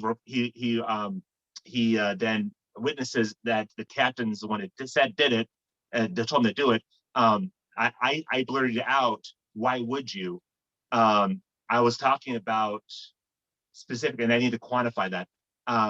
There is no socialized healthcare. There's no free medicine in New Liberty. There are people who may want to help someone in need, welfare or help, and if not, then that person, once they're shot, would be returned back to, maybe they're not. I don't know. I don't know how you have to do it. There's no. There probably would be a lot of people who would take care of them for free, just because they would want to take care of somebody, even a shooter, and they would donate their time for free to do that, or people would donate money to help take care of them. But that's not a national guarantee. So that's all I was saying. That I wasn't saying that you don't care about the person's life. I wasn't saying that I don't care about the person's life. And I can see a situation where you have somebody who gets shot, somebody bundles them up, and they're like, let's get them down to, level 4. There's the clinic there. They get them there, and they'll help stabilize them, right? And they just know, because it's something they've done in the past when someone's come in with a serious injury, and like the clinics, any clinic, any hospital, any emergency type facility that wants to provide medical care is gonna have to do it hoping they can recover money after the fact sometimes. That's right? The way it happens. Like there's no guarantee.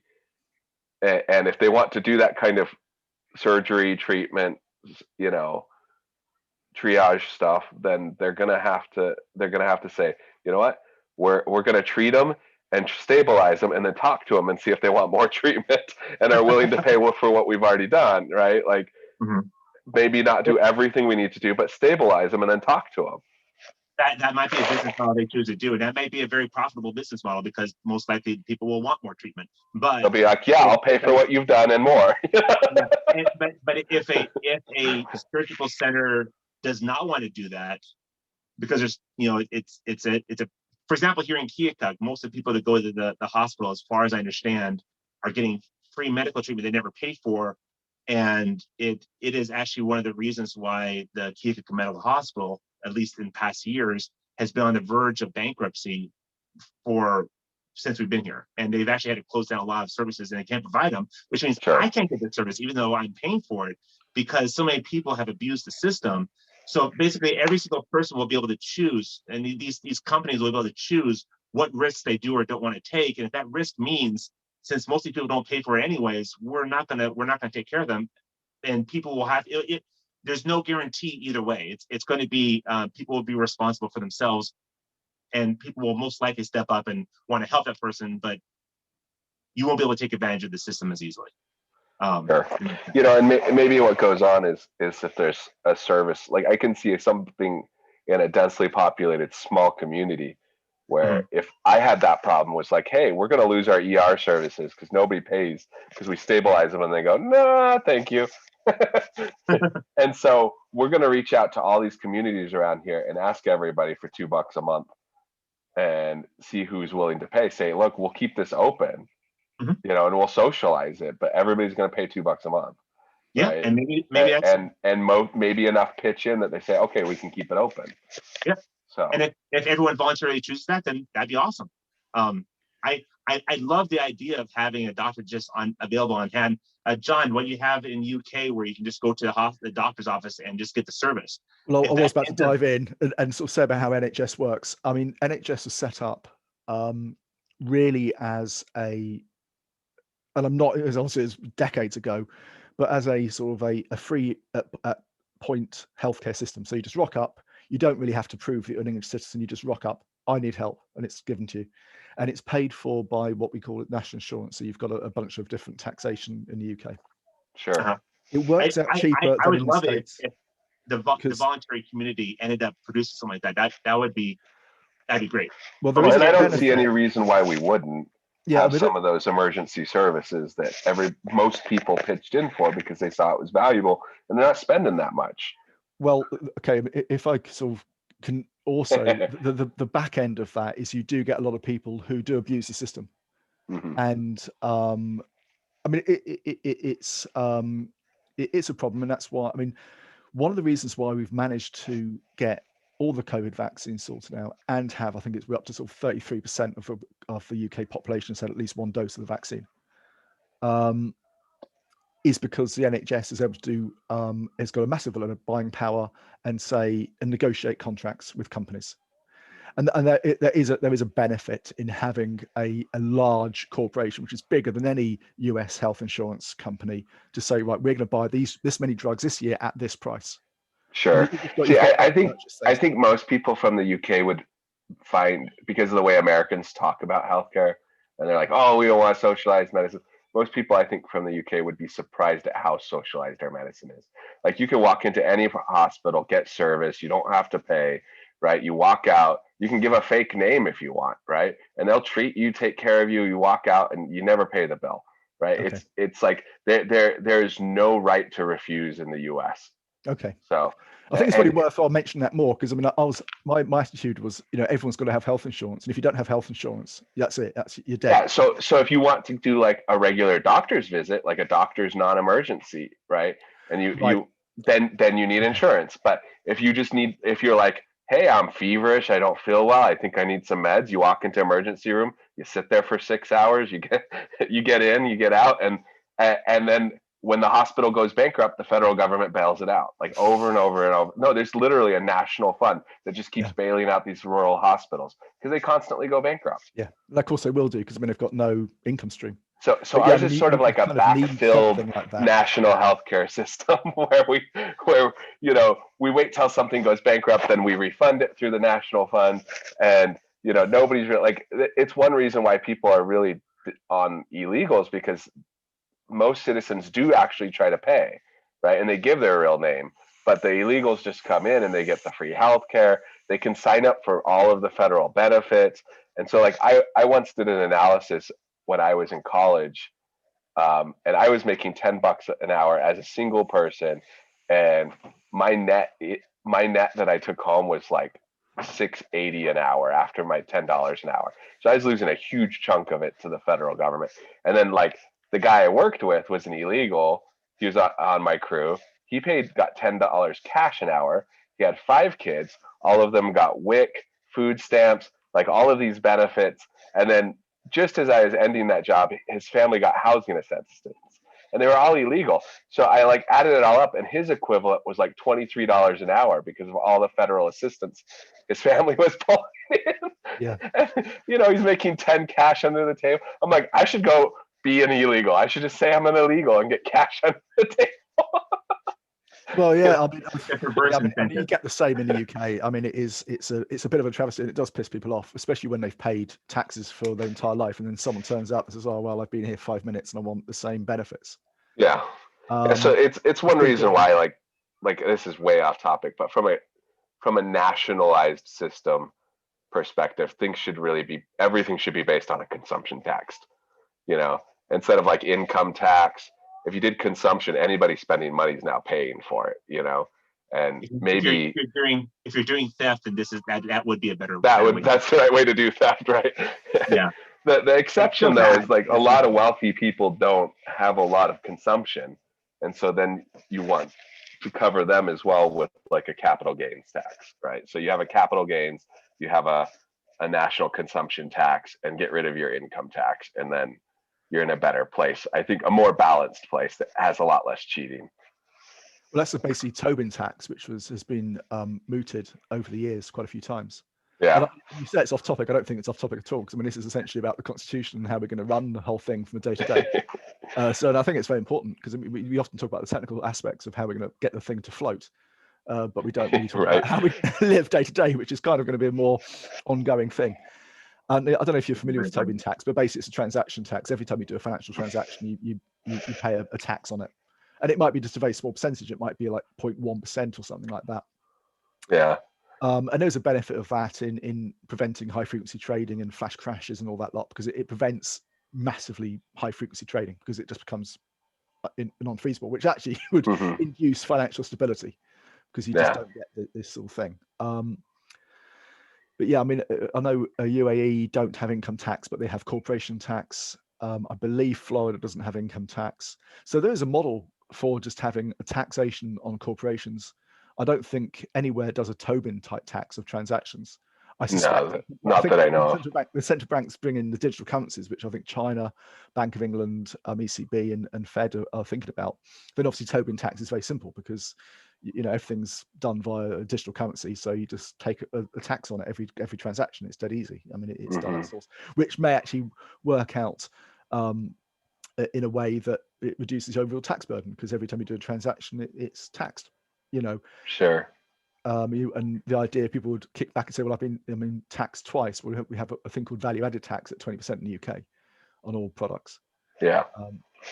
So that's kind of already happening, but there's always VAT fraud on yeah, services. value added tax, I feel like, really encourages vertical monopolies, right? A company that goes and gets the raw material, refines it, builds the product, and then has this chain of stores to sell it.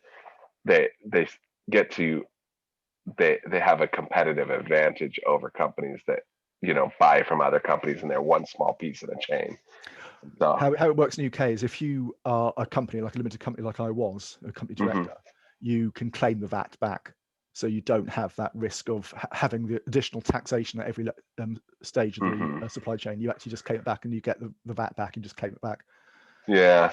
Well, and if that was all magic, that'd be great. But you and I know there's like a huge overhead to everything you do, like every exception to a rule, every application, every form, every it's not too bad actually. In the UK, it's, you just say at the time, here's I'm a company director, here's my, and that's it. You just say, don't claim the VAT.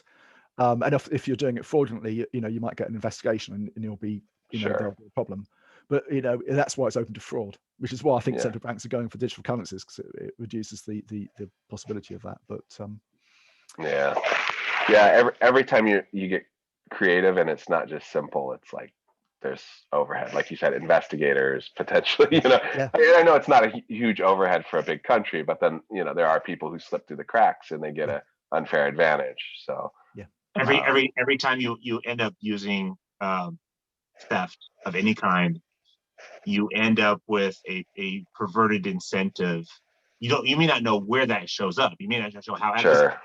When force is used, if someone throws a grenade into a crowd and it goes off, or people, if they see the grenade, they're going to disperse. Now, how they're going to disperse or where they're going to go, you don't know. Whenever force is being used, people try to avoid getting the brunt end of that force. So they basically kick the can down the road. But it does pop up eventually, and you don't know how it's going to pop up. You end up with a perverse incentive of some kind.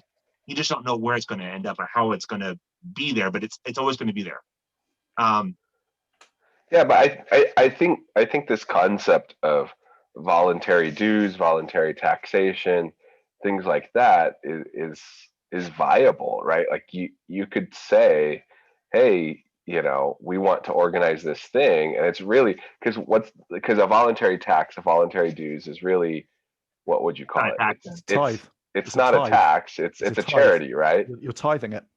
Yeah, It's a tithe. and It's a tithe fund. so there's no reason why somebody couldn't popularize in New Liberty this idea of, all the little corner stores should, have a 3% surcharge that we use to clean up the trash around New Liberty, right? Like whatever. It's just, we ought to do that. And stores could put up a big banner, say, hey, we had the 3% surcharge, that goes to this cleanup fund.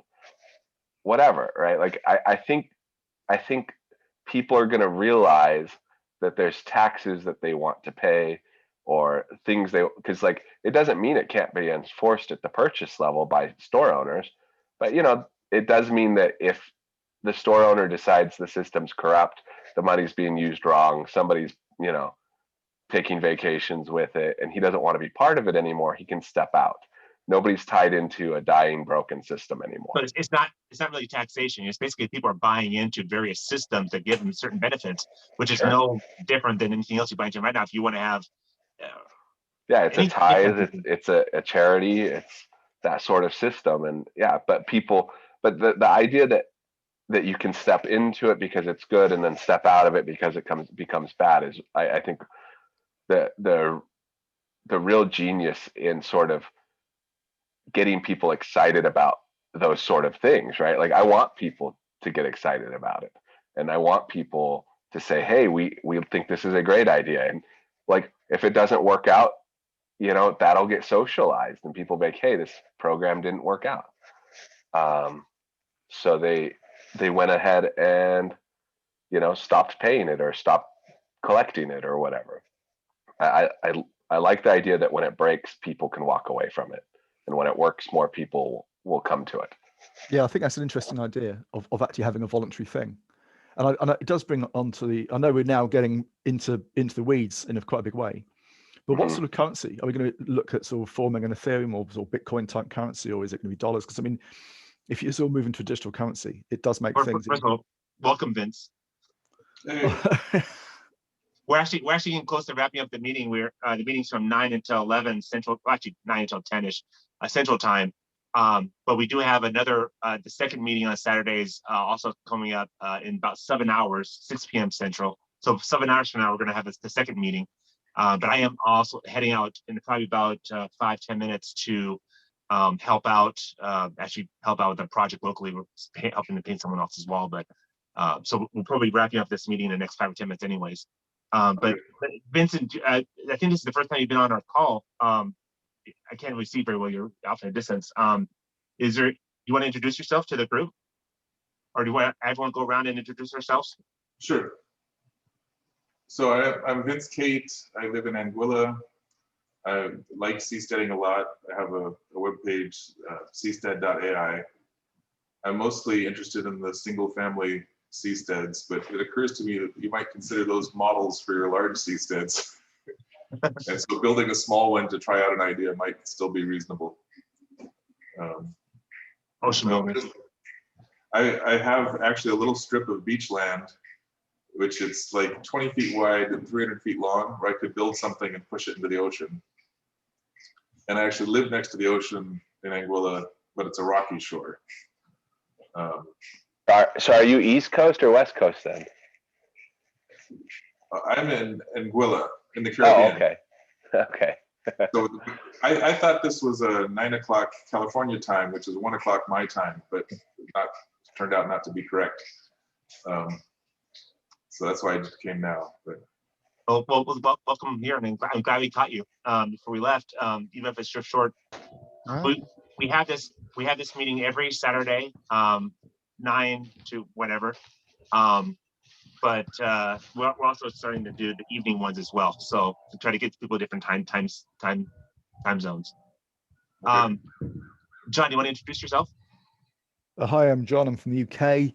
I'm sort of particularly interested in aquaculture on seasteads, and really sort of was kind of keen to get this role play idea where we just kick about a whole bunch of ideas of how we'd do the day-to-day living on a seastead from a just social point of view, which is what we've been talking about for the last couple of hours.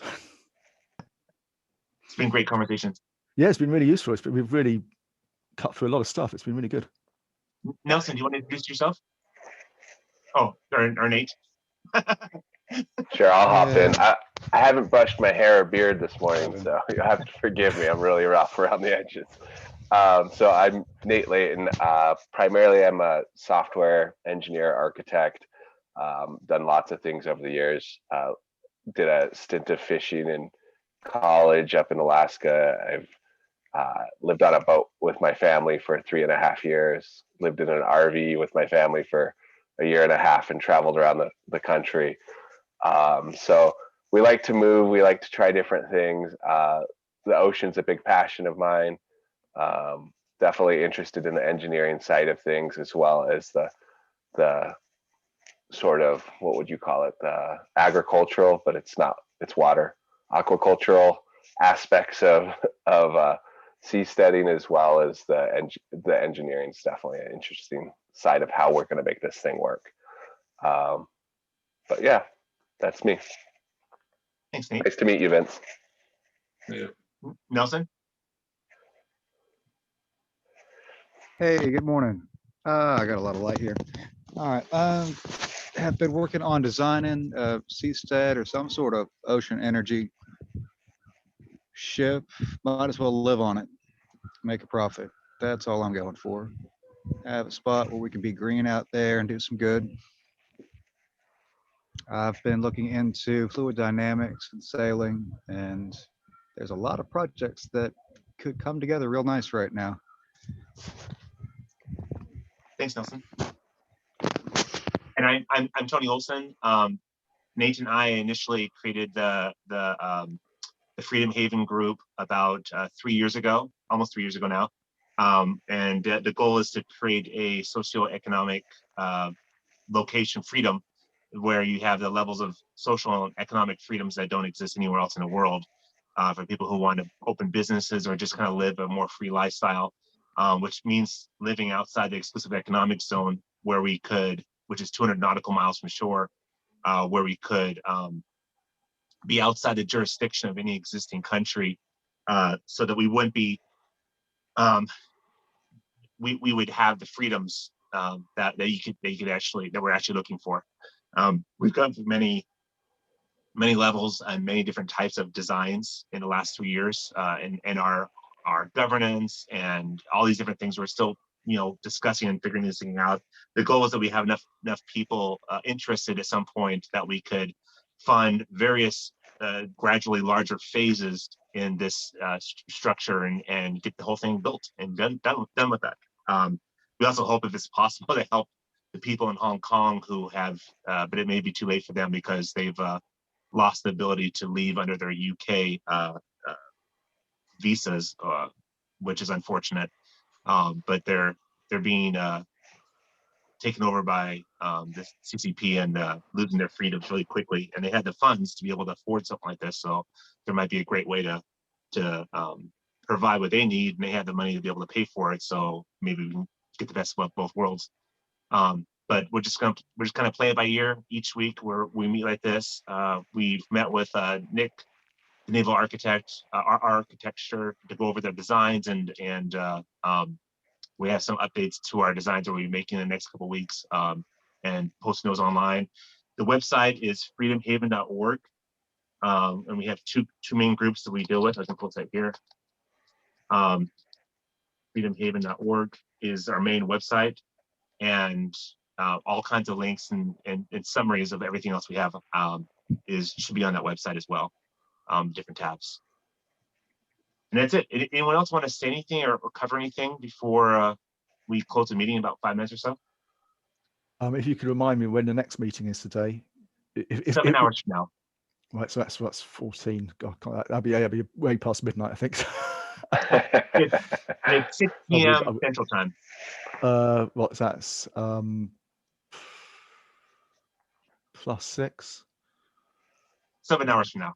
Yeah. That's why So it's yeah, 7 hours. yeah, exactly. That's what I was just doing the maths for me. So that would be 7 hours. That's 20. Yeah, I think that'd be 12 midnight for me. So I probably won't be able to Pretty make it. late. Yeah, it's pretty late, even by my standards. Burn a midnight oil, but that's a bit too We're late. not expecting that people are going to be going to both meetings all the time. The idea is just to cover more ground because there are a lot of people who can't come to these early morning meetings because it doesn't work out well for them. So they want something in the morning, evening. So trying to cover both. I feel like we've left out some of our Asian membership to some extent, and that's part of the reason why we're adding the late meeting. Yeah. So the next meeting is how long from now? 7 hours from now. 7 hours from now. Okay. That's the best way to do the math. Yeah, it's a lot easier than trying to work out. I need to put together a little ticker that we can put on on the website or something that's countdown. This many hours till this. It should be this in your local time. Just pull the timestamp off their browser. I'll slap something together today. Oh, that'd be awesome. That'd be awesome. That'd be perfect. Thanks, Nate. And what we were saying, it would be good if we can. One other thing. What was that, John?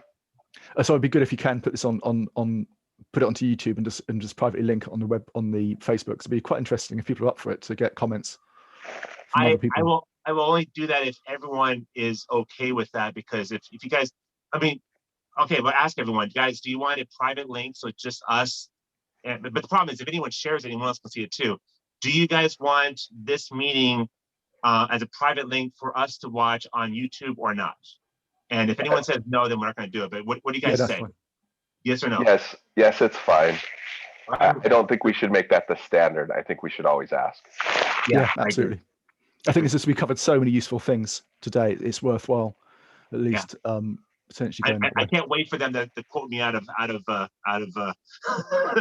place. And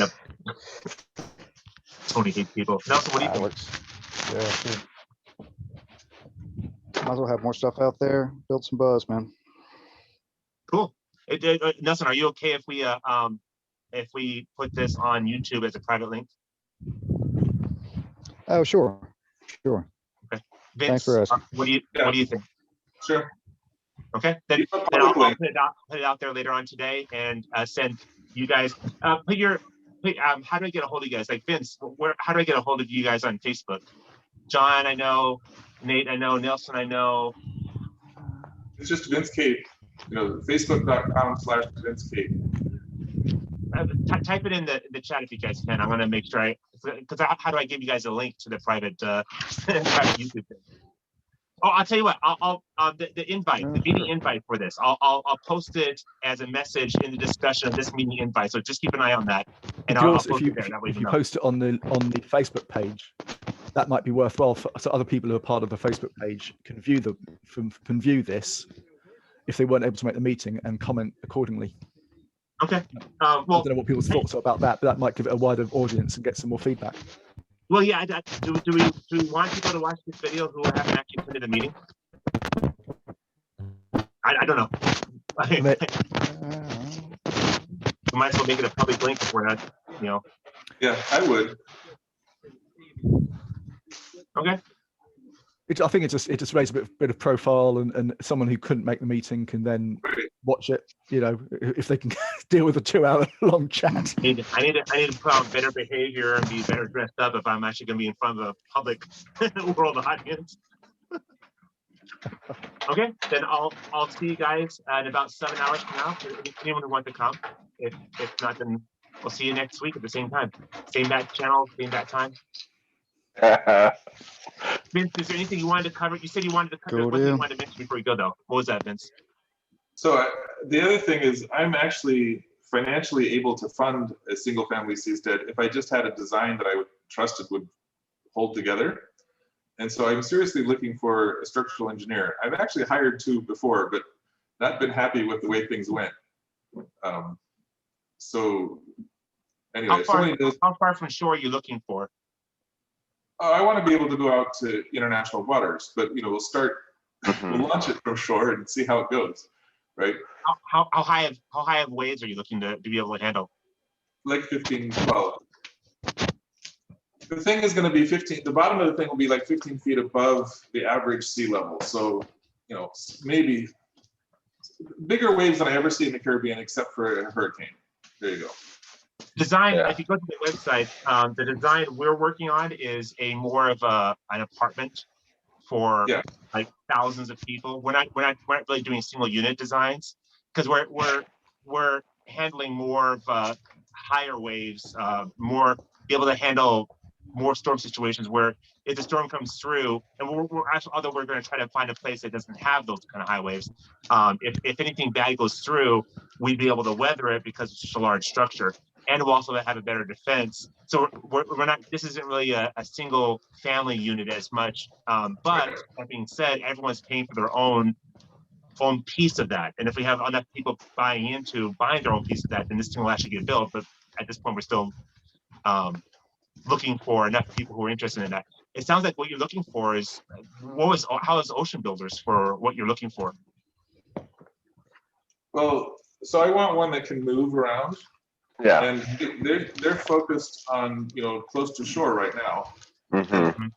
I want mine to be able to move and to handle, you know, like I said, any wave I see in the Caribbean outside of a hurricane, I should be okay. So are you thinking like a spar type design, but one that's mobile, right? The one that I want is not like a spar exactly. It's sort of like 3 or 4 spars. And I Okay. think of it like legs. Mm-hmm. And I usually do it where there's sort of floats, which are like columns. Yep. And they're attached so they can move. And then there's like a tripod or a quad, you know, 4-legged thing with each one of these at each of the ends of the legs. Yeah. So I can get a wide stance and I can get a small waterline area so that the waves don't tip it too much. And we can handle, seriously, we can handle anything that the Caribbean's going to have. So I'm not worried about, I mean, it's, you know, you avoid the hurricane, but you know the hurricanes are coming 5 days ahead of time. So even if you move at 2 miles an hour, I can avoid the center of the hurricane. Mm-hmm. So I think I can make something. So Ocean Builders is a more of a single spar, but although they have some designs that have multiple spars that go break out and come out, so for extra stabilization on a shallower place. You're right; they are more close to shore. They're between I think $100,000 to like $200,000. Although they talk about possibly being $1,000 for some things, and I think it's about expensive. There are designs out there for other kinds of multiple spars that have like in the Thing Institute. Oh, so who's that sound coming from? Yeah, sorry, Nelson, I muted you just in case. I'm so sorry, dude. No problem. There are seasteads that have these larger designs, but they haven't put the numbers down. They don't even know how much it's going to cost yet. Like Seasteading Institute had a meeting, I think like 2 weeks ago, where they went through a couple different designs, and one of them actually was having multiple spars on multiple gimbals, and then those were attached to a big structure platform with multiple gimbals. What kind of per square foot cost are you looking for at the end? Or per meter? I'm not. What do I want to say? I think I can get like 2,000 square foot for like $200,000. So, you know, $100 a square foot type crazy numbers. Yeah. That would be impressive, and Yeah, I that is hope super you're cheap. successful. I have not seen any seastead out there. We're the cheapest one that we've been able to find so far that I know of, except that that one.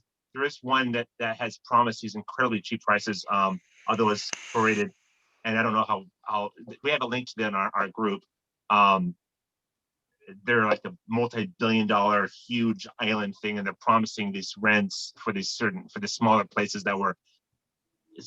It did. I don't know at the validity of it was. They don't even want to talk about how the thing even floats. They just show the picture of it above the water, and they don't say anything about it. There's a spar or anything underneath it. There's no information. It just doesn't exist. But they're accepting payments for millions of dollars for whatever you buy. But the cheapest ones they were offering was a cheap rate of like $150 or something like that per square foot. Ours is about $350 square. The numbers are actually on the website. You can take a look at it, and that's what we're going for. Ocean Builders is a little bit more than that. everything goes above that. I've not been able to find anything out there. We would love to be as cheap as possible. Anything to be able to be as cheap. So if you find a way to do it for $100 a square foot, please tell us how you did it and report back to us, because we would love to be able to produce that and bring the whole cost of New Liberty down, because it's still expensive. That's actually cheaper Seasteading than is in very the expensive. UK. That's cheaper than a house in the UK. If you've got 100 square foot, 100 quid a square foot, that is. If you find a place that does that, not only that claims to do that, but actually succeeds in doing that, please let us know, because I would love to learn, the feet of the master and learn from your wisdom and knowledge how you actually pull that out, because that'd be impressive. I mean, you can see what I'm thinking on my website, seastead.ai. Well, I'll check it out. But and those costs are only estimates until you actually have, I mean, I don't have the structural engineering, tested out stuff, but I built a lot of models and floated a lot of stuff. And what's the URL? Seastead.ui? AI. Seastead.ai, artificial intelligence. Vince, have you looked at the unflop concept? Oh yeah, I've seen this before. Yeah. Yeah. There's a concept called unflop, which was developed, I think, in Greece or Italy. It was one of the Mediterranean countries anyway. UNFLOP, and it was a very stable platform type, and he only just did a very, very small scale model. But that might be worth investigating, because you can scale it up, and it'd be. I mean, I know nothing about nautical engineering, so someone who can look at it and go, "Yep, that's worthwhile," or "No, that's rubbish," would be useful. Yeah, are you, Vince? Are you the one that actually did some videos on this like 2 years ago or something? I did something even like 12 years ago, 11 years ago, or something, a long, long time ago. Yeah. I did a talk at the seasteading conference. Yeah, I think we've already met before. Nice to meet you again. The design looks cool. Would you move it with like a tow submersible, or would you sail it, or what? There's if you go into, there's some, I can't remember which page, but there's these gigantic propellers they use to mix sewage. Mm-hmm. And so you can get like a 6 horsepower thing, which gives you, 1,500 pounds of thrust or something. Yeah. So if you're sort of if you're between standing still and like 2 miles an hour, this is the right way to do it. Yeah. Sure. Yeah, you get the slower you move, the more efficient you get. So for big, you want a big propeller, and then you can be very efficient at moving slow. And well, if this is successful and you're able to do this for that price, that's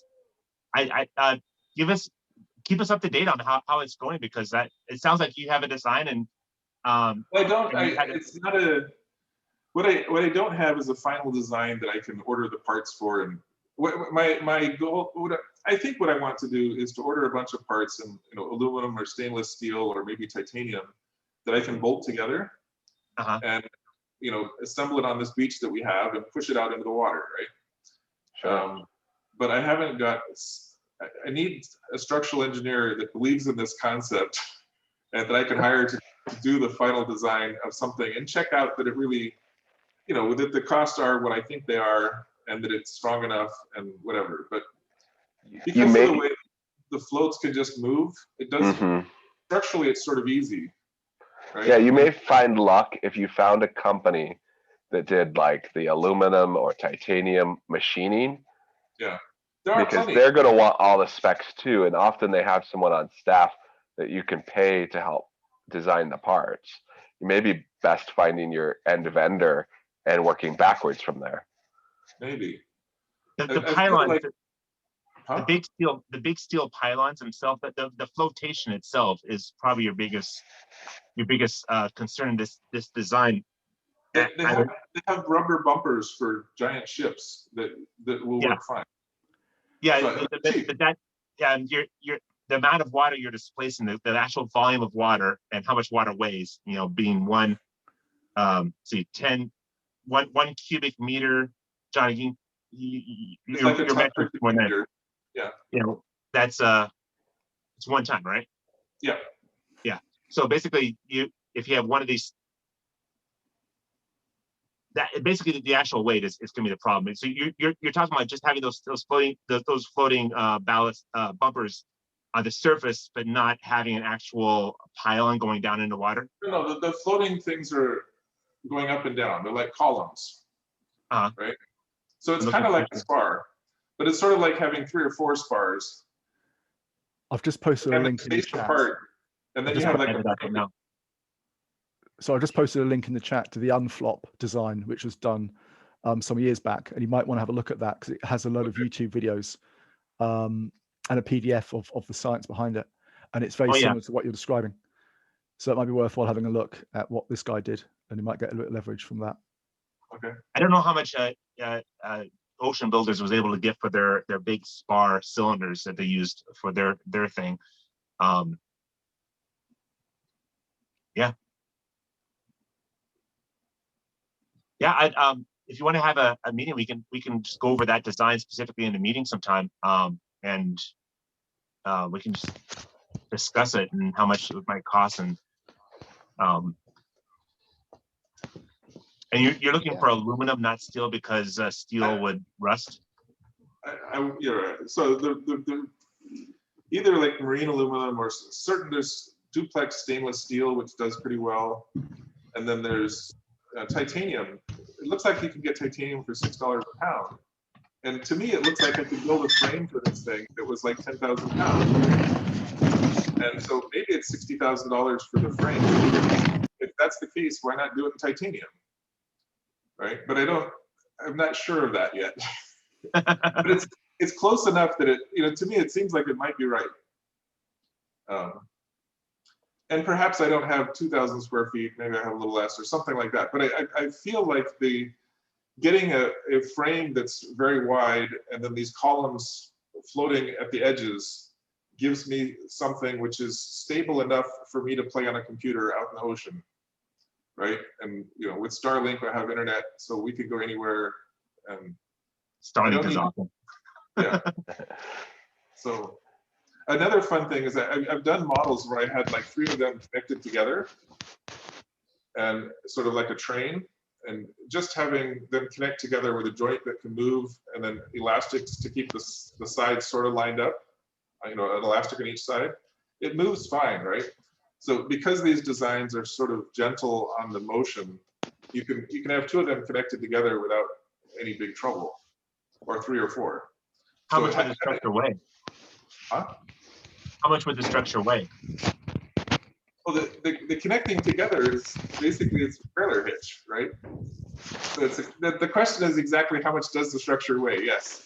And it depends on how big it is and how much it's allowed to carry and all that kind of stuff, right? But you really want a proper structural engineer to answer those questions, and I don't really have it. We don't. We hired Nick the Naval Architect. That's his name online. It's Nicholas. I can never remember his Russian last name, but it's not Russian. Yeah, but he's on our. He's done some work for us, looking over our designs and helping us with that. He charges $144 an hour, and he might be able to help you with that. Let me pull him up.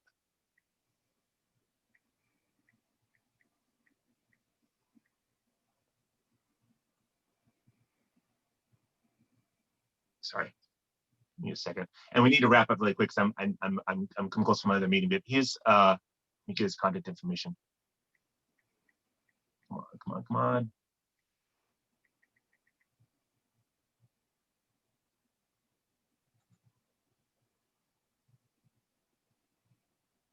But Nick had a whole lot of insight on materials and everything. Steel is pretty understood, and aluminum is getting a little better rep. I'm not sure about going too exotic because it's pretty expensive. Yeah, but titanium lasts forever, so if you're trying to build a foundation for your house, at least for the structure that goes underwater or something, maybe. Sure. Yeah. So I would point you for titanium. The guy's retired now. There's a Japanese titanium company, and they're the only ones to have ever built significant ships, boats, and things out of titanium. And he was the owner was a huge proponent of titanium for this thing. The reason why it's generally avoided is because the skilling cost for titanium welders, titanium workers, titanium. It's a different skill set, and everybody's got to update from aluminum and from steel to titanium skills in order to be able to do the welding, to be able to do the cutting, right? But he was a huge proponent of saying this is just a better material. This should be the material we should have been using for the last 20 years, and he's retired now. I think he's in his 70s, but he built his first titanium boat, which was like a 30-foot sailboat for himself, like 25 years ago. And so that company, they're primarily titanium. I don't know his name anymore. It's been too many years, but smart guy, knows what it can do, knows the cost trade-offs, and I'm sure his company has retained that knowledge. I'm not sure. Shoot. Cool.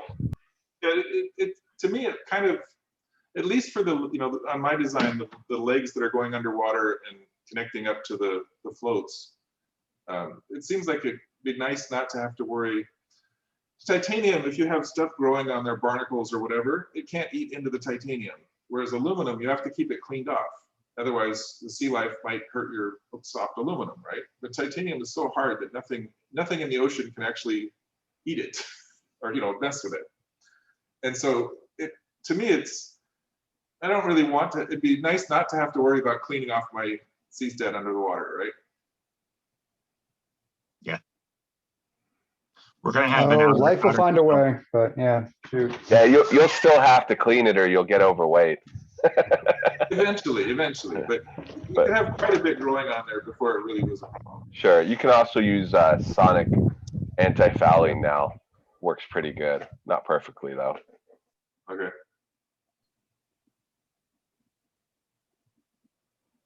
Right. Well, I'm gonna wrap up the meeting. We're meeting again in about 6.5 hours, and I'll see you then. Next Saturday, same time, and we'll see you guys online as well. By the way, Vince, I posted on the chat window the naval architect guy. Okay, thanks. $144 an hour. It's not bad, and he can